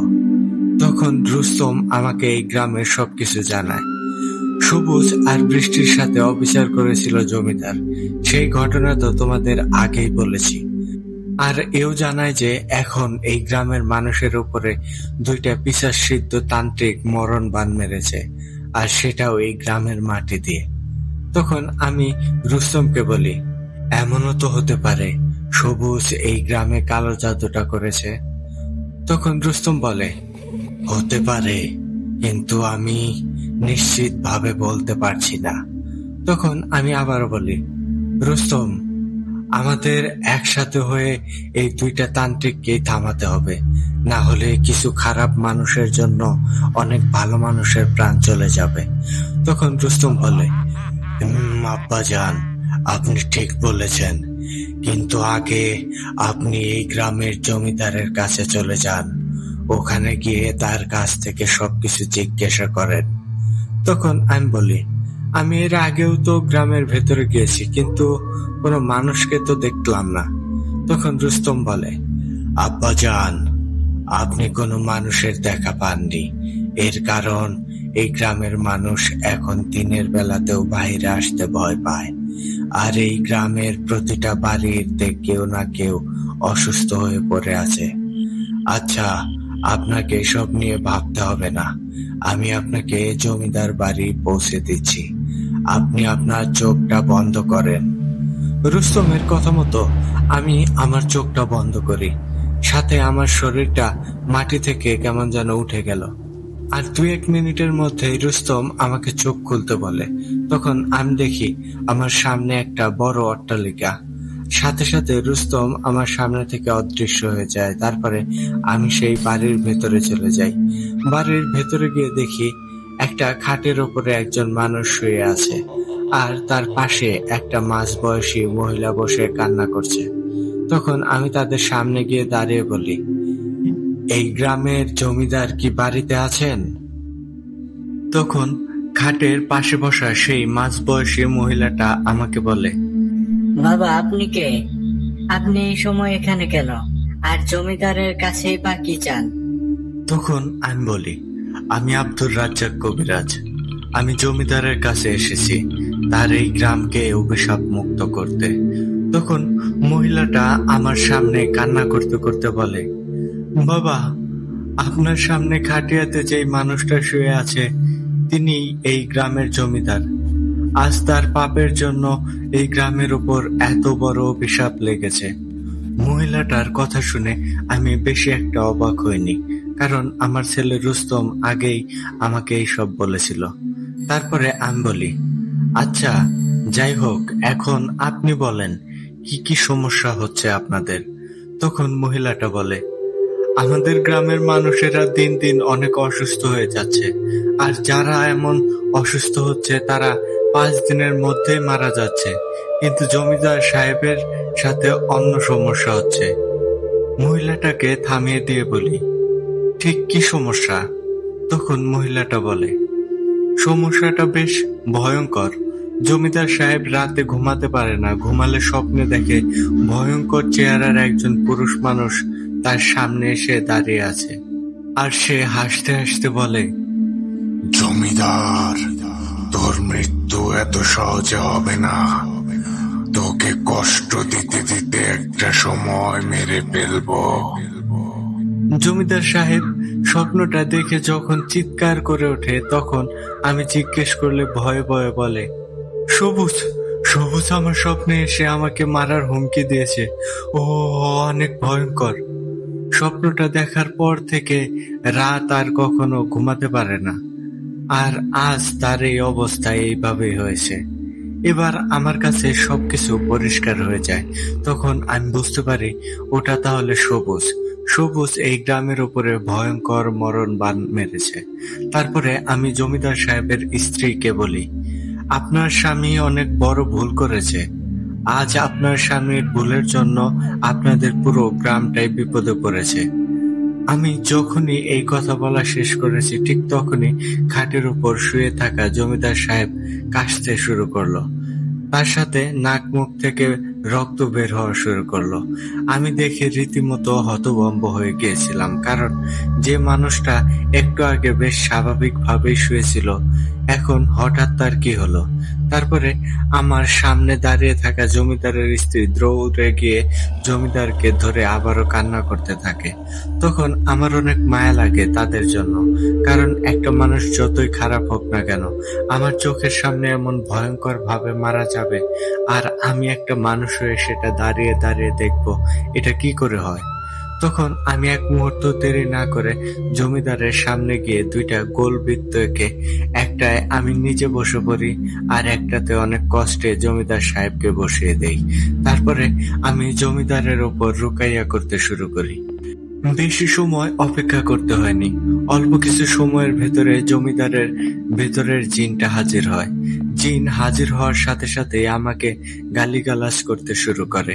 এই দেখে আমার প্রচন্ড রাগ উঠে যায়। তখন আমি তাদের আরো বেশি কষ্ট দিতে থাকি। একটা সময় জিনগুলো অনেক বেশি ক্লান্ত হয়ে যায়, কারণ তারা পবিত্র কোরআনের আয়াত আর সহ্য করতেই পারছিল না। তখন আমি তাদের কাছে জিজ্ঞেস করি, তোরা এখানে কয়জন আছিস? সত্যি করে বলবি। তখন জমিদারের ভেতরে থাকা জিনগুলো বলে, আমাদের আর কষ্ট দেবেন না, আমরা সবকিছু বলছি। তখন আমি বলি, আচ্ছা তোদের প্রাণে মারবো না, তাহলে সত্যি করে বল তোরা এখানে কয়জন আছিস? উত্তরে জমিদারের ভেতরে থাকা জিনেরা বলে, আমরা এখন এখানে উপস্থিত আছি প্রায় 70 জন জিন। আমরা এখানে যারা আছি সব কয়জন পিশাচ জিন, আর গ্রামের ভেতরে আছে এখনো 50টার মতো ইফরিত জিন। আমাদেরকে তো হাজির করতে পেরেছিস, কিন্তু ওই ইফরিত 50 জনকে হাজির করা তোর কাজ না, আর তুই চেষ্টা করলেও কখনো তাদেরকে হাজির করতে পারবি না। জিনগুলোর কথা শুনে আমি বলি, আমি কাকে হাজির করতে পারবো আর কাকে পারবো না এটা নিয়ে তোদের ভাবতে হবে না, তোরা এখন এখান থেকে যাবে কিনা সেটা বল। তখন জিনগুলো বলে, আমরা চাইলেও যেতে পারবো না।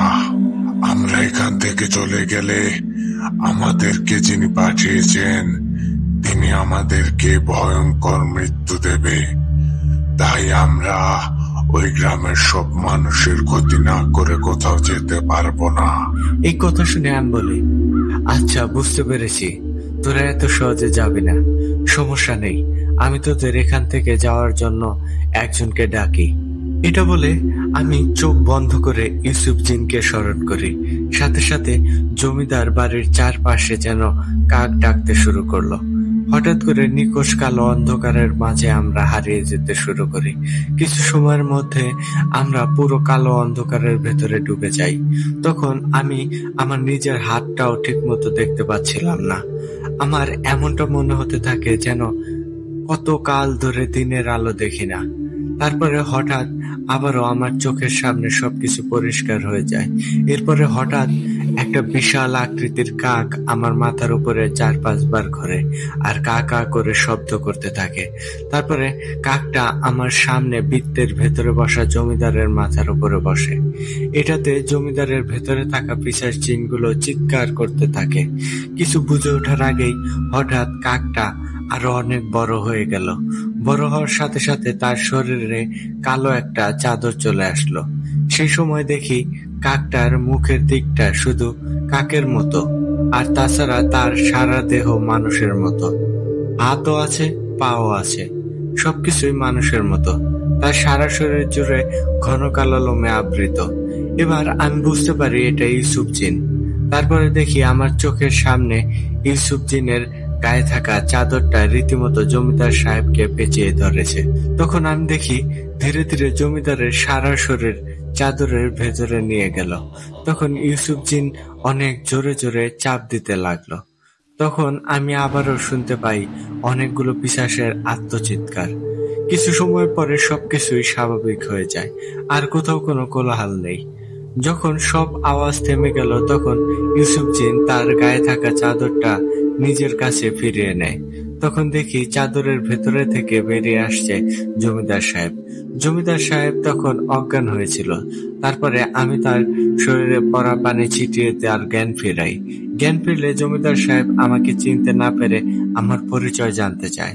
তখন আমি কে আর এখানে কি করতে এসেছি সবকিছুই বলি। তখন জমিদার আবারও পাশের ঘর থেকে জমিদার সাহেবের স্ত্রী বেরিয়ে এসে বলে, এই মানুষটা যা যা বলছে সব সত্যি। সে আমাদের এত বড় বিপদ থেকে উদ্ধার করেছে। তার স্ত্রীর কথা শুনে জমিদার সাহেব আমার পায়ে পড়ে যায়। তখন আমি বলি, জমিদার সাহেব, আমি ক্ষমা করার কেউ না। আপনি যেই পাপ করেছেন তার জন্য আপনি আল্লাহর কাছে তওবা করেন, তিনি চাইলেই মাফ করতে পারেন।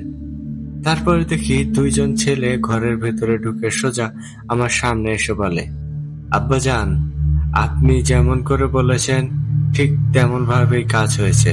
50টা ইফরিত জিন এখন এই গ্রামের খালের পারে বড় বটগাছে বন্দি করে দিয়েছি। আমাদের কাজ শেষ।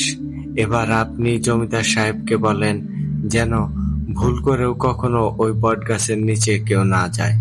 আর যদি কোনো মানুষ লোভ করে একবার ওই বটগাছে হাত দেয়, সাথে সাথে কিন্তু ওই 50 জন ইফরিত জিন মুক্ত হয়ে যাবে। কথাগুলো শুনে আমি বুঝতে পারি যে দুইজন ছেলে এখানে এসেছে। তার ভেতরে একজন আমার ছেলে রুস্তম, আর অন্য ছেলেটা রুস্তমের বন্ধু ইউসুফ জিন। পাশ থেকে ইউসুফ জিন আমাকে বলে, চাচা, আপনি এই গ্রামের 4-5টা বন্ধ করে দিন, না হলে শয়তান তান্ত্রিক আবারও জিন চালান করবে, আর তখন কি হবে সেটা কেউ জানে না। আমরা আর কখনোই তাকে থামাতে পারবো না। এটা বলে ইউসুফ জিন এবং রুস্তম জমিদার বাড়ি থেকে বের হয়ে যায়। তারপরে আমি জমিদার সাহেবকে বলি, জমিদার সাহেব, সব তো আপনিও শুনলেন। তাহলে আর এক মুহূর্ত দেরি না করে গ্রামের মানুষের ওই বটগাছের কাছে ধারে না যাওয়ার জন্য নিষেধাজ্ঞা দিয়ে দেন। বাকিটা আমি দেখছি। তারপরে আর আমিও আমার মতো করে ভালো করে গ্রামটা বন্ধ করে দিয়ে চলে আসি। তারপরে অনেক দিন পার হয়ে যায়। হঠাৎ একদিন রাতে এই গ্রামের দুইজন লোক মাছের লোভ করে বটগাছে হাত রাখে। এতে করে বটগাছে বন্দি থাকা 50 জন ইফরিত জিন মুক্ত হয়ে যায়, আর সাথে সাথে গ্রামের বন্ধনটাও কেটে যায়। আর তারপর থেকে আবারও এই গ্রামে দিনে বা রাতে যেখানে সেখানে মানুষের মরদেহ পড়ে থাকতে দেখা যায়।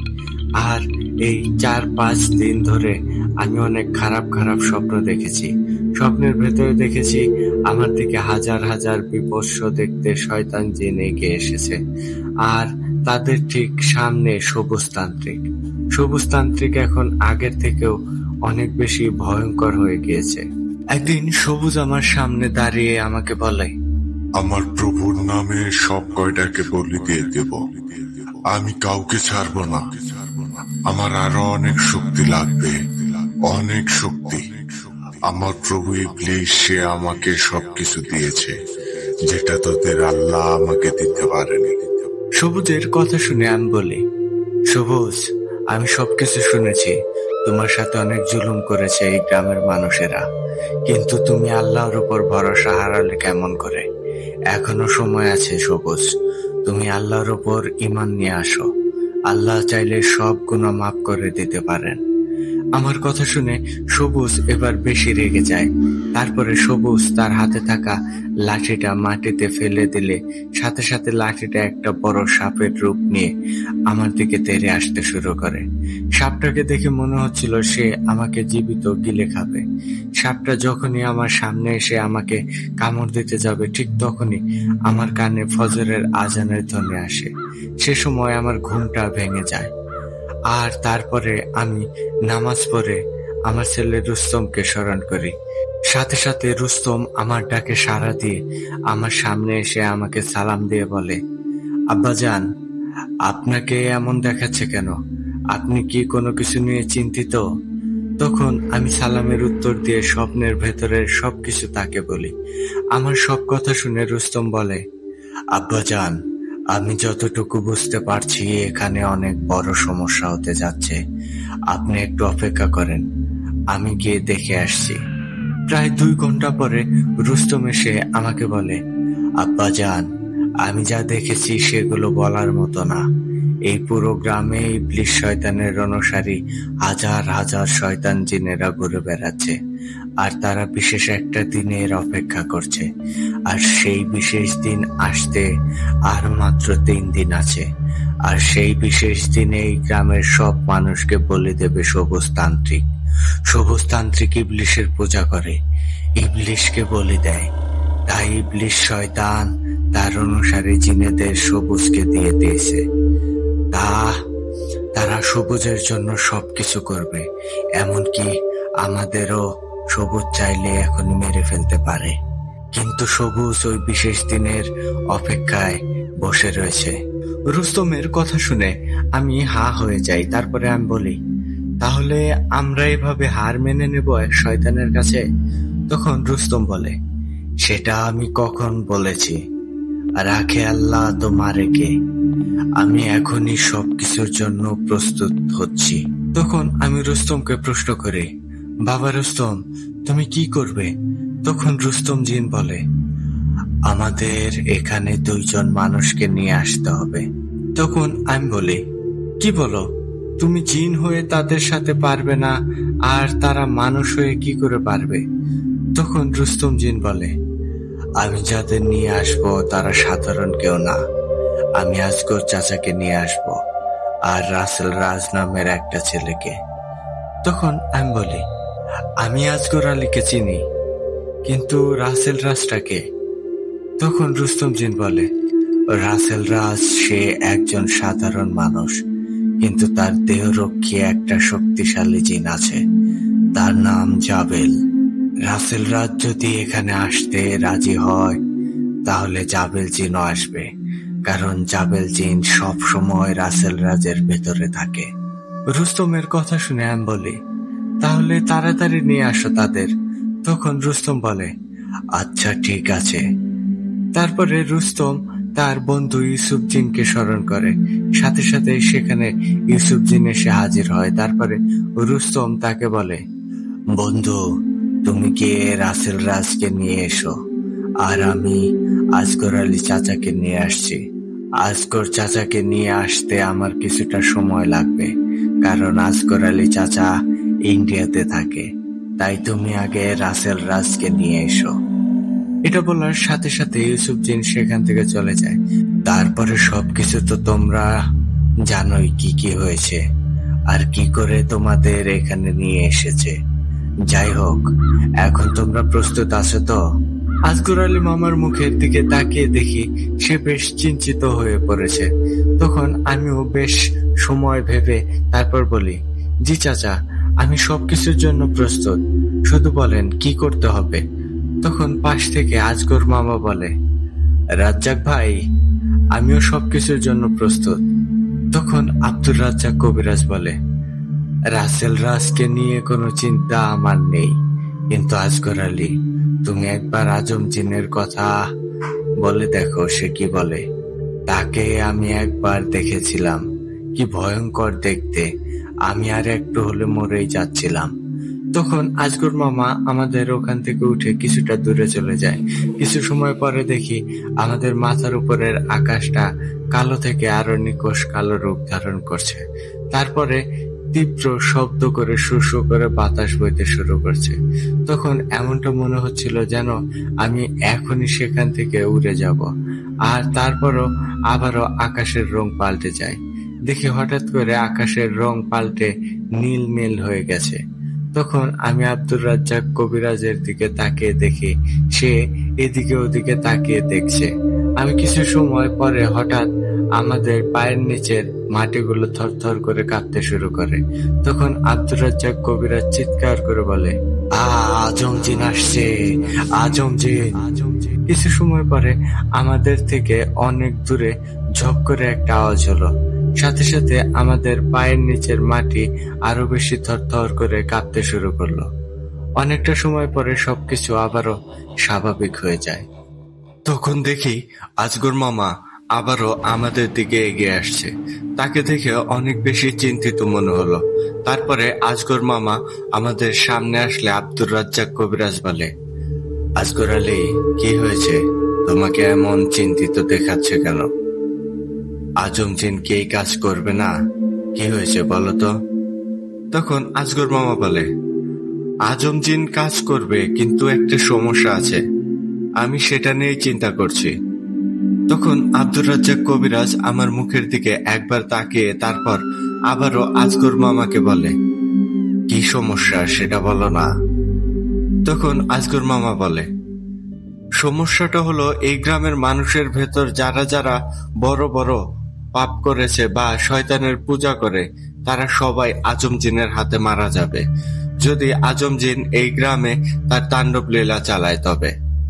তাই আমি এই বিষয়টা নিয়ে খুবই চিন্তিত। আজম জিনকে ছাড়া আমরা ওই শয়তানগুলোকে মারতেও পারবো না। আবার সে যদি এই গ্রামের মাটিতে পা রাখে তাহলে শয়তান জিন এবং শয়তান মানুষ সবাইকে চিরতরে শেষ করে দেবে। আজগর মামার কথা শুনে আমি এবং আব্দুর রাজ্জাক কবিরাজ হতভম্ব হয়ে একে অপরের দিকে তাকিয়ে থাকি। কিছু সময় চুপ থাকার পরে আব্দুর রাজ্জাক কবিরাজ বলে, এর একটা সমাধান আমার কাছে আছে। আমি তখন তাড়াতাড়ি বলি, জি চাচা বলেন, এর সমাধান কি? তখন আব্দুর রাজ্জাক কবিরাজ বলে, আমরা ওই শয়তানদের সাথে যুদ্ধ করব ঠিকই, কিন্তু প্রথমে আজম জিনকে ডাকবো না। যখন দেখবো আমার ছেলে রুস্তম, ইউসুফ জিন আর তোমার জাবেল জিন শয়তানগুলোকে একেবারেই শেষ করতে পারছে না, তখন আজম জিনকে ডাকবো, তার আগে না। আর যদি এরা শয়তানগুলোকে শেষ করতে পারে তাহলে আর আজম জিনের দরকার হবে না। তখন পাশ থেকে আজগর মামা বলে, রাজ্জাক ভাই, আপনার ভাবনা ঠিক আছে।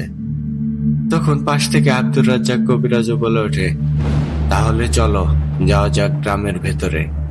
তারপরে আমরা যার যার নিজের শরীর বন্ধ করে গ্রামের ভেতরে যেতে শুরু করি। তখন রাত কয়টা বাজে আমার ঠিক মনে নেই, কিন্তু তখন মাঝরাত হবে হয়তো।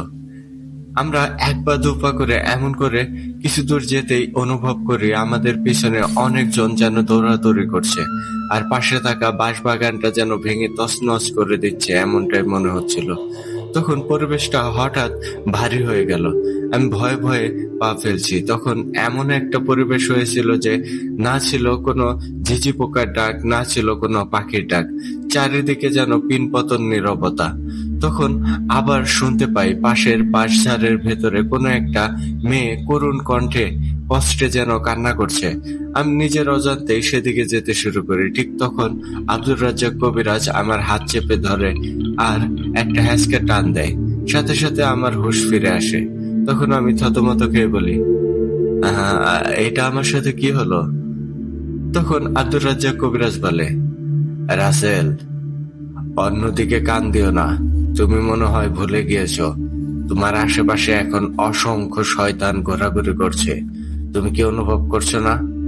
তখন আমি ভয়ে ভয়ে বলি, জি চাচা, বুঝতে পেরেছি, কিন্তু ওই মেয়েটার কান্না শোনার পরে আমার কি যেন হয়ে গিয়েছিল। তখন আব্দুর রাজ্জাক কবিরাজ বলে, এসব ওই শয়তানদের কাজ। তুমি আমাদের সাথে আসো, আর এদিক ওদিক মন কান কোনোটাই দেবে না। একটু ভুল করলে কিন্তু তুমি মারা পড়বে। এটা বলে আব্দুর রাজ্জাক কবিরাজ আর আজগর মামা হাঁটতে শুরু করে, আর তখন আমিও বাধ্য ছেলের মতো তাদের পিছনে পিছনে যেতে থাকি। অনেক সময় হাঁটার পরে আমরা গ্রামের ঠিক মাঝখানে চলে আসি। তখন আমি দেখি আমার সামনে অনেক বড় একটা বাড়ি দেখে অনেকটা রাজপ্রাসাদের মতোই লাগছিল। তখন আব্দুর রাজ্জাক কবিরাজ বলে, এটাই সেই জমিদার বাড়ি, আর এই পাশেই আছে বৃষ্টির কবর। এটা বলার পরে সেখানে হঠাৎই শুরু হয় ভয়াবহ ঝড় তুফান। তখন দেখি আমাদের পাশে থাকা আব্দুর রাজ্জাক কবিরাজের মাথার বড় বড় চুলগুলো বাতাসে উঠছে। সাথে সাথে আমাদের কানে আসে ভয়ঙ্কর সব হাসির শব্দ। কণ্ঠটা গম্ভীর। সে তখন আমাদেরকে উদ্দেশ্য করে বলে, তোরা এসেছিস। ভালো করেছিস, আমার বেশি একটা কষ্ট করতে হলো না। আর কিছু সময় পরে তোদের সবাইকে একসাথে বলি দেব। অনেক কষ্ট দেব তোদের। তোদের যত বেশি কষ্ট দেব, আমার প্রভু আমার উপর তত বেশি খুশি হবে।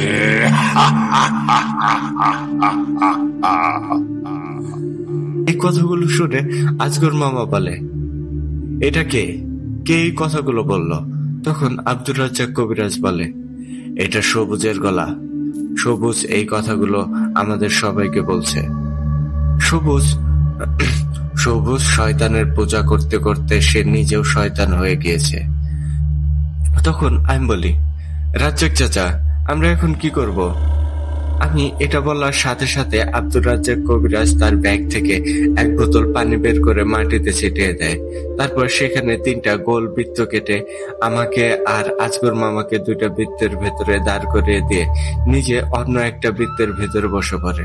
তারপরে আব্দুর রাজ্জাক কবিরাজ তার ব্যাগ থেকে একটা কিতাব বের করে সেখান থেকে কোরআনের আয়াত পড়তে থাকে, সাথে আমাদেরকেও পড়তে বলে। আমরাও পড়ি। কিছু সময় পরে সেখানকার চারপাশ ঘিরে ঝড়ো হাওয়া বইতে শুরু করলো। আকাশটা ঘন কালো অন্ধকারে যেন ছেয়ে গেল। কিছু সময় পরে আমার চারপাশে দেখি হাজার হাজার কালো ছায়ার মতো অবয়ব ভিড় করে দাঁড়িয়ে আছে আর তীক্ষ্ণ দৃষ্টিতে আমাদের দিকেই যেন তাকিয়ে আছে। তারপরে হঠাৎ ঝড়ের তীব্রতা আরো বেশি হয়ে গেল। আশেপাশের গাছগুলো যেন ভেঙে পড়তে শুরু করেছে। ঠিক তখনই আব্দুর রাজ্জাক কবিরাজ রুস্তম এবং ইউসুফজিনকে স্মরণ করে। সে সময় আবারও আকাশটা পরিষ্কার হয়ে যায়, চারদিকে মিষ্টি সুঘ্রাণ ছড়িয়ে পড়ে। তারপরে আকাশের বুক চিরে একটা বেগুনি রঙের আলোক রশ্মি আমাদের সামনে এসে আছড়ে পড়ল। আর সেই বেগুনি রঙের রশ্মি যেখানে পড়ে সেখান থেকে অনেকগুলো কালো ছায়া অনেক দূরে ছিটকে গিয়ে পড়ে। আর তারপরেই সেই আলোক রশ্মির ভেতর থেকে ভয়াবহ একটা দানব বেরিয়ে আসে। তখন আব্দুর রাজ্জাক কবিরাজ চিৎকার করে বলে, রুস্তম চলে এসেছে তোদের মৃত্যুর দুধ নিয়ে। সে সময় আবারও আকাশে ঘন কালো অন্ধকারে ছেয়ে যায় আর আমাদের চারপাশে অসংখ্য কালো কাক কা কা করতে শুরু করলো। আমি আমার জীবনে এমন কিছু না দেখার কারণে ভয় পেতে লাগলাম। তারপরে আমি একটা ভয়ঙ্কর দানবকে দেখি, যে দানবটা ছিল মাথার দিকটা অনেকটা কাকের মতো আর হাত পা মানুষের মতো, কিন্তু অনেক বড় বড় লোমে ভর্তি গা। যাই হোক, এরপরে আমি দেখি আকাশের বুক চিরে আবারও একটা দানব আমাদের দিকে এগিয়ে আসছে। সে অনেকটা কাকের মতো দেখতে, কিন্তু মানুষের মতো হাত পা সবকিছু ছিল। সেই সাথে খেয়াল করি তার গায়ে ছিল একটা কালো চাদর। কিছু সময়ের মধ্যেই কাক মানবটা শয়তানগুলোর ভেতর থেকে কয়েকটা শয়তানকে তার গায়ে থাকা চাদর দিয়ে পেঁচিয়ে ধরে। আর কিছু সময় পরে কালো ছায়ায় শয়তানগুলো মাটির সাথে মিশে যায়। তখন আবারও আব্দুর রাজ্জাক কবিরাজ চিৎকার করে বলে, ইউসুফজিনও চলে এসেছে তোদের বিনাশ করতে। আজ তোদের কারোর রক্ষা নেই। সাথে সাথে আবারও একটা হাসির শব্দ আমাদের কানে আসে। কেউ যেন হাসতে হাসতে বলছে, ব্যাস এইটুকুই? তোদের মতো সিসকে জিন দিয়ে আমাদেরকে মারবি? এই কুত্তার বাচ্চা, তোরা নিজেও জানিস না আমরা এখানে কতজন আছি। একটা চমক দেখাচ্ছি একটু পরে, তোরা আপাতত এদের নিয়ে ব্যস্ত থাক।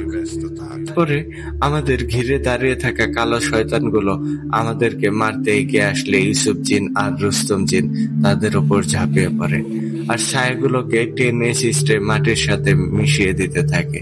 কিন্তু ইউসুফ জিন রুস্তম জিন শয়তানগুলোকে মেরে কিছুতেই শেষ করতে পারছিল না। তখন আচমকা ভয়ঙ্কর কালো ছায়া আমাদের দিকে তেড়ে আসতে নিলে আমি ভয়ে বৃত্তের ভেতর থেকে বাইরে চলে আসি। সে সময় অনেকগুলো ভয়ঙ্কর কালো ছায়া আমার উপর ঝাঁপিয়ে পড়ে আর আমি তখন তাদের নিচে পড়ে যাই। তখন আমার নিঃশ্বাস যেন ধীরে ধীরে ভারী হয়ে আসতে শুরু করে। হঠাৎ করে আমার শরীর অনেক বেশি শক্তি অনুভব করি। তারপরে আমি আমার শরীরটা ঝাড়া দেই।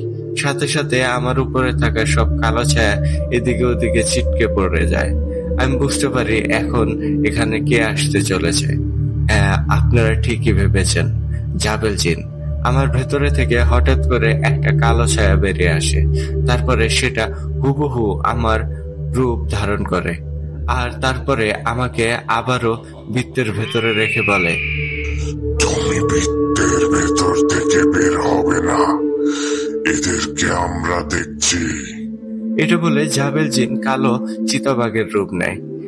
তখন তার লেজটা দাও দাও করে আগুন জ্বলতে শুরু করলো। হাত পায়ের আঙুল সহ নখ গুলো ভয়ঙ্কর রকম বড় হয়ে গেল, আর মুখের ভেতর থেকে বিশাল বড় বড় দুইটা দাঁত বেরিয়ে আসলো, আর মাথার উপরে একটা রাজমুকুটও চলে আসলো, আর চোখ দুটো ভয়ঙ্কর রকম লাল হয়ে গেল। এরপরে জাবেল জিনও তার সর্বশক্তি দিয়ে শয়তান ছায়াগুলোর উপর ঝাঁপিয়ে পড়ল। জাবেল জিনের হাতে থাকা বড় বড় নখ দিয়ে শয়তানগুলোকে ছিঁড়ে ফেলছিল, আর তার মুখ থেকে বের হয়ে আসা ভয়ঙ্কর সেই দাঁত দিয়ে শয়তানগুলোর উপর কামড় দিতে থাকে।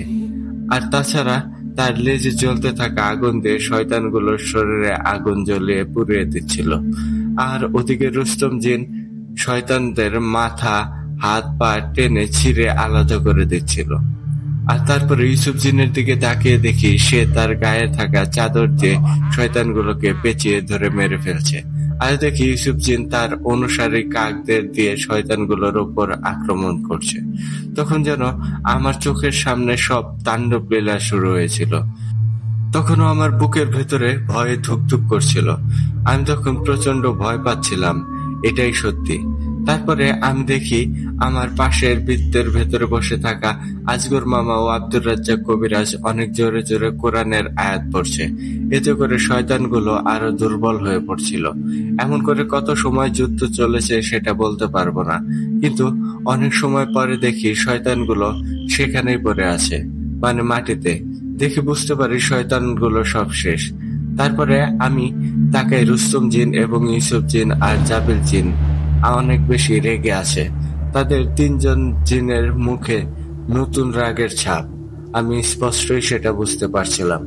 শয়তানগুলোকে যখন মারা শেষ, তখন আবারও অদৃশ্য থেকে সেই কণ্ঠটা বলে উঠল, বাহ, তোদের যতটা দুর্বল ভেবেছিলাম তোরা দেখছি তার থেকেও শক্তিশালী। সমস্যা নেই, এবার দেখ তোদের কি অবস্থা হয়। এটা বলে কণ্ঠটা হাওয়ায় মিলিয়ে যায়। সাথে সাথে আমাদের সামনে এসে দাঁড়ায় ভয়ঙ্কর শক্তিশালী আরো 100-150 জনের মতো ইফরিত জিন। তাদের চেহারার বর্ণনা হয়তো আমি কখনোই দিতে পারবো না। এক কথায় বলবো ভয়ঙ্কর। একটা মানুষকে ভয় দেখাতে যেমনটা দেখতে হয়, তাদের মাঝে সবকিছুই ছিল। তারপরে কোনো কথা না বলে রুস্তম জিন আর ইউসুফ জিন আগে শয়তান ইফরিতগুলোর উপর ঝাঁপিয়ে পড়ল। তারপরে একটা সময় জাবেল জিনও ইফরিতগুলোর উপর আক্রমণ করে বসে। সেখানে শুরু হয়ে যায় এক মহাযুদ্ধ। আমি সবকিছু নিজের চোখেই দেখছিলাম। আমি বলে বোঝাতে পারবো না কতটা ভয়ঙ্কর ছিল সেই যুদ্ধ। কিছু সময় পরে পরে আমার পায়ের নিচের মাটি যেন কেঁপে কেঁপে উঠছিল। রুস্তম জিন যখন দুইটা ইফরিত জিনকে ধরে মাটিতে আছাড় দিচ্ছে, তখন বাকি শয়তান ইফরিত জিনেরা রুস্তম জিনের ওপর ঝাঁপিয়ে পড়ছে। আর ওইদিকে জাবেল জিনও তার মতো করে শয়তানদের সাথে লড়াই করে যাচ্ছে। আর তখন ইউসুফ জিনও তার সর্বশক্তি দিয়ে লড়াই চালিয়ে যাচ্ছিল। কিন্তু অনেক সময় হওয়ার পরে ইফরিত জিনগুলোর সংখ্যায় বেশি হওয়ার কারণে, আর তাছাড়া তারা অনেক শক্তিশালী জিন হওয়ার কারণে কিছুতেই তাদের সাথে পেরে উঠছিল না। একটা সময় রুস্তম জিন, জাবেল জিন, ইউসুফ জিন অনেক বেশি ক্লান্ত হয়ে যায়। আর সেই সময় ইফরিত জিনেরা রুস্তম জিন, জাবেল জিন ও ইউসুফ জিনকে মারতে শুরু করে। তারাও মারছিল, কিন্তু তাদের মারে তখন কিছুই যেন হচ্ছিল না। আর এটা দেখে আমি আজগর মামাকে বলি, মামা, আপনি এখনই আপনার বন্ধু আজম জিনকে স্মরণ করেন, এখনই সময়। আর যদি এখন না ডাকতে পারেন তাহলে কিন্তু ভালো 3 জন জিন আজ এখানে আপনার চোখের সামনে শহীদ হয়ে যাবে। আমার কথা শুনে আজগর মামা আব্দুর রাজ্জাক কবিরাজের দিকে তাকায়। তখন আব্দুর রাজ্জাক কবিরাজ তার চোখের সামনে তার ছেলের এই অবস্থা দেখে আর সহ্য করতে পারে না। আজগর মামাকে বলে, আজগর ভাই, তুমি এখনই তোমার বন্ধুকে ডাকো।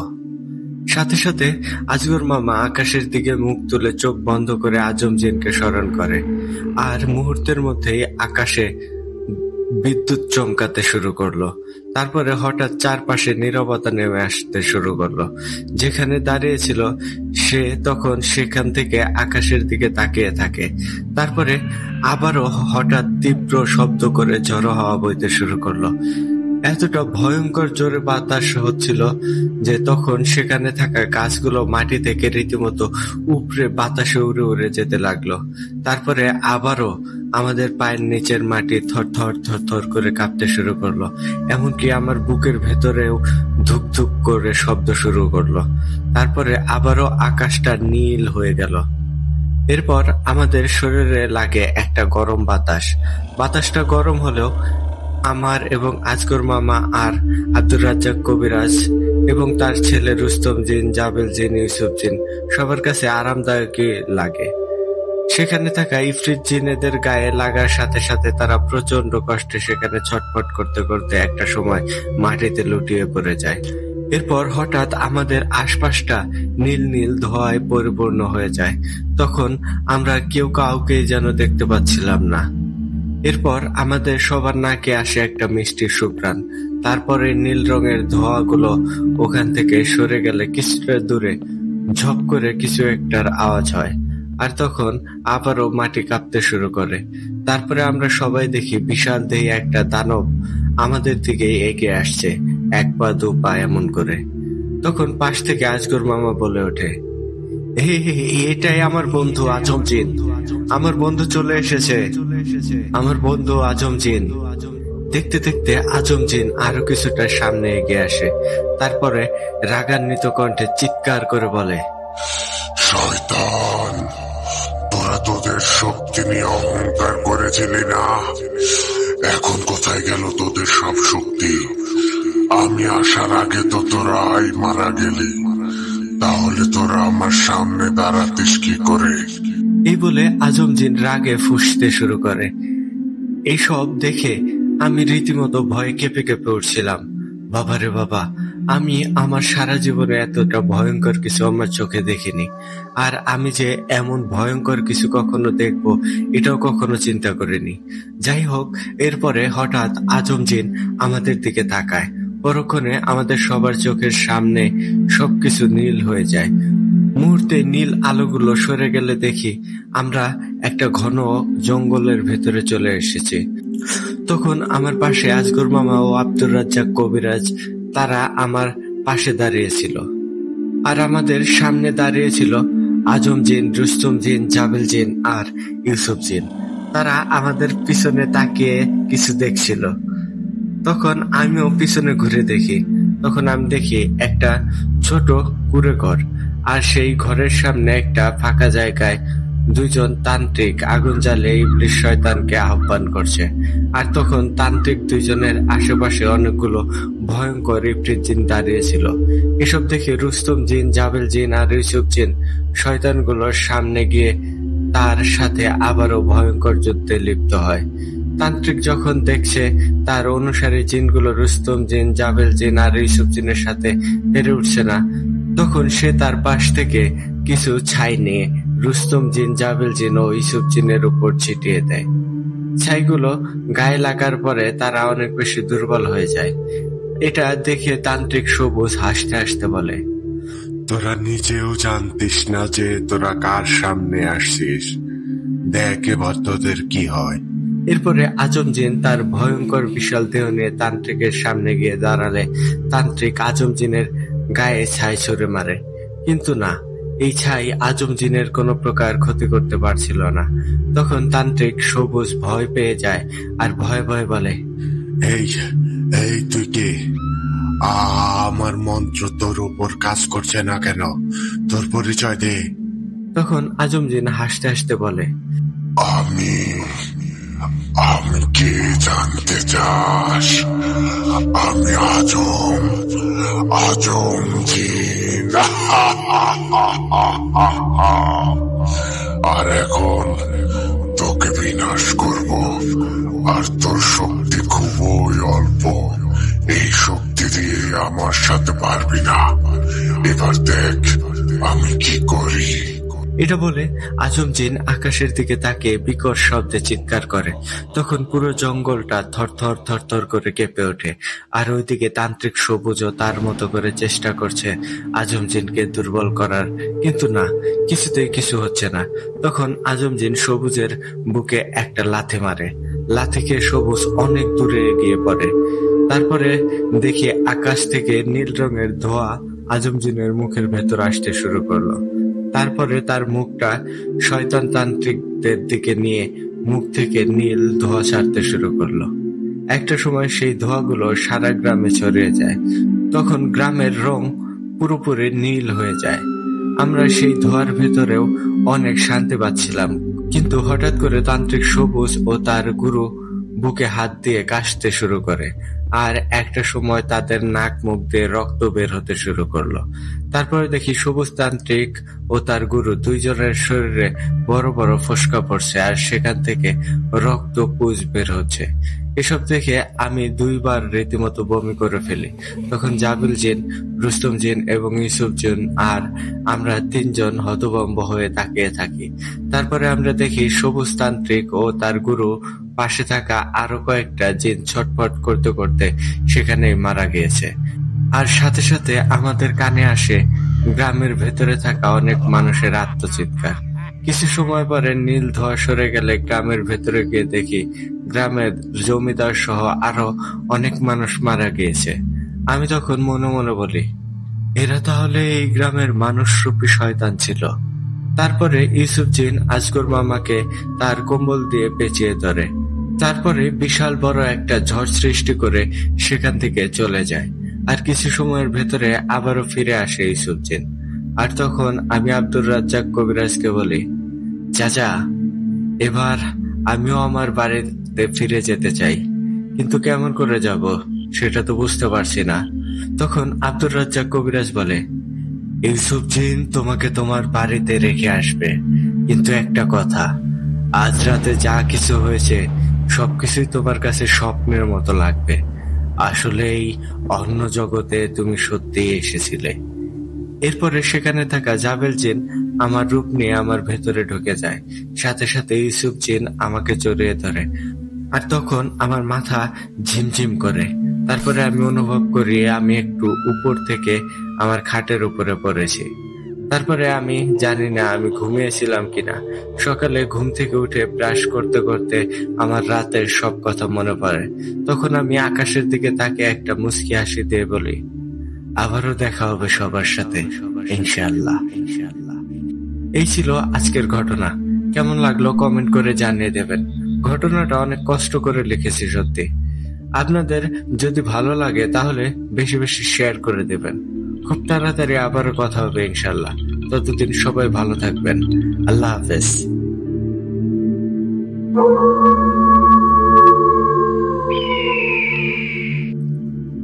ধন্যবাদ রাসেল রাজ ভাই। সত্যি ভাই, আপনার এই ঘটনার প্রশংসা করার ভাষা আমার জানা নেই। এক কথায় বলবো, দুর্দান্ত ছিল, অনেক বেশি অসাধারণ ছিল, অনেক বেশি ডার্ক ছিল। মানে এই ঘটনার মধ্যে কোথায় থেকে কি ঘটে গেল এই বিষয়টা ভাবতে ভাবতেই যেন একটা ঘরের মধ্যে চলে যেতে হয়। আর এই ঘটনার শেষে আপনি বর্ণনা করলেন যে এমন ভাবে একটা ফিনিশিং আসলো, আমি নিজেই কনফিউজড। এই ঘটনাটাকে আপনি ঘুমের মধ্যে দেখেছিলেন স্বপ্নে, নাকি আসলে আপনার সাথে ঘটেছিল? কেমন যেন একটা ধাঁধা রয়ে গেল। তো সব মিলে অনেক বেশি ভালো ছিল ভাই ঘটনাটি। এত সুন্দর করে ঘটনাটি লেখার জন্য সত্যি ভাই আপনাকে অসংখ্য অসংখ্য ধন্যবাদ জানাচ্ছি। আশা করি এরকম আরো দুর্দান্ত সব ঘটনা আপনি আমাদেরকে খুব তাড়াতাড়ি আবারও লিখে পাঠাবেন। তো প্রিয় লিসেনার্স, আপনাদের কাছে কেমন লেগেছে রাসেল রাজ ভাইয়ের আজকের এই ঘটনাটি? আপনারা কিন্তু অবশ্যই অবশ্যই কমেন্ট করে আপনাদের মূল্যবান মতামত আমাদের সাথে শেয়ার করবেন। আর যদি ভালো লেগে থাকে তাহলে অবশ্যই বেশি বেশি শেয়ার করে অন্যদেরও শোনার সুযোগ করে দেবেন। তো এই ছিল আজকের আয়োজন। চলে যাওয়ার আগে আপনাদেরকে আবারও বলবো, আপনারা যারা আমাদেরকে ঘটনা পাঠাতে ইচ্ছুক, আমাদের কমেন্ট বক্সে অথবা ডেসক্রিপশন বক্সে আমাদের হোয়াটসঅ্যাপ নাম্বার এবং ইমেল অ্যাড্রেসটি দেওয়া আছে। সেখানে আপনারা আপনাদের জানাশোনা সেরা ভয়ঙ্কর ঘটনাগুলো আমাদেরকে লিখে কিংবা ভয়েস ক্লিপ আকারে পাঠিয়ে দিতে পারেন। তাহলে আমি ইমরান এইচ খান আজকের মতো এখানে বিদায় নিচ্ছি। কথা হচ্ছে আগামী এপিসোডে নতুন আর দুর্দান্ত ভয়ঙ্কর কোনো এক ঘটনার মাধ্যমে। টিল দেন সবাই ভালো থাকুন, সুস্থ থাকুন, আর হ্যাঁ, ভূত আড্ডার সাথেই থাকুন। আসসালামু আলাইকুম।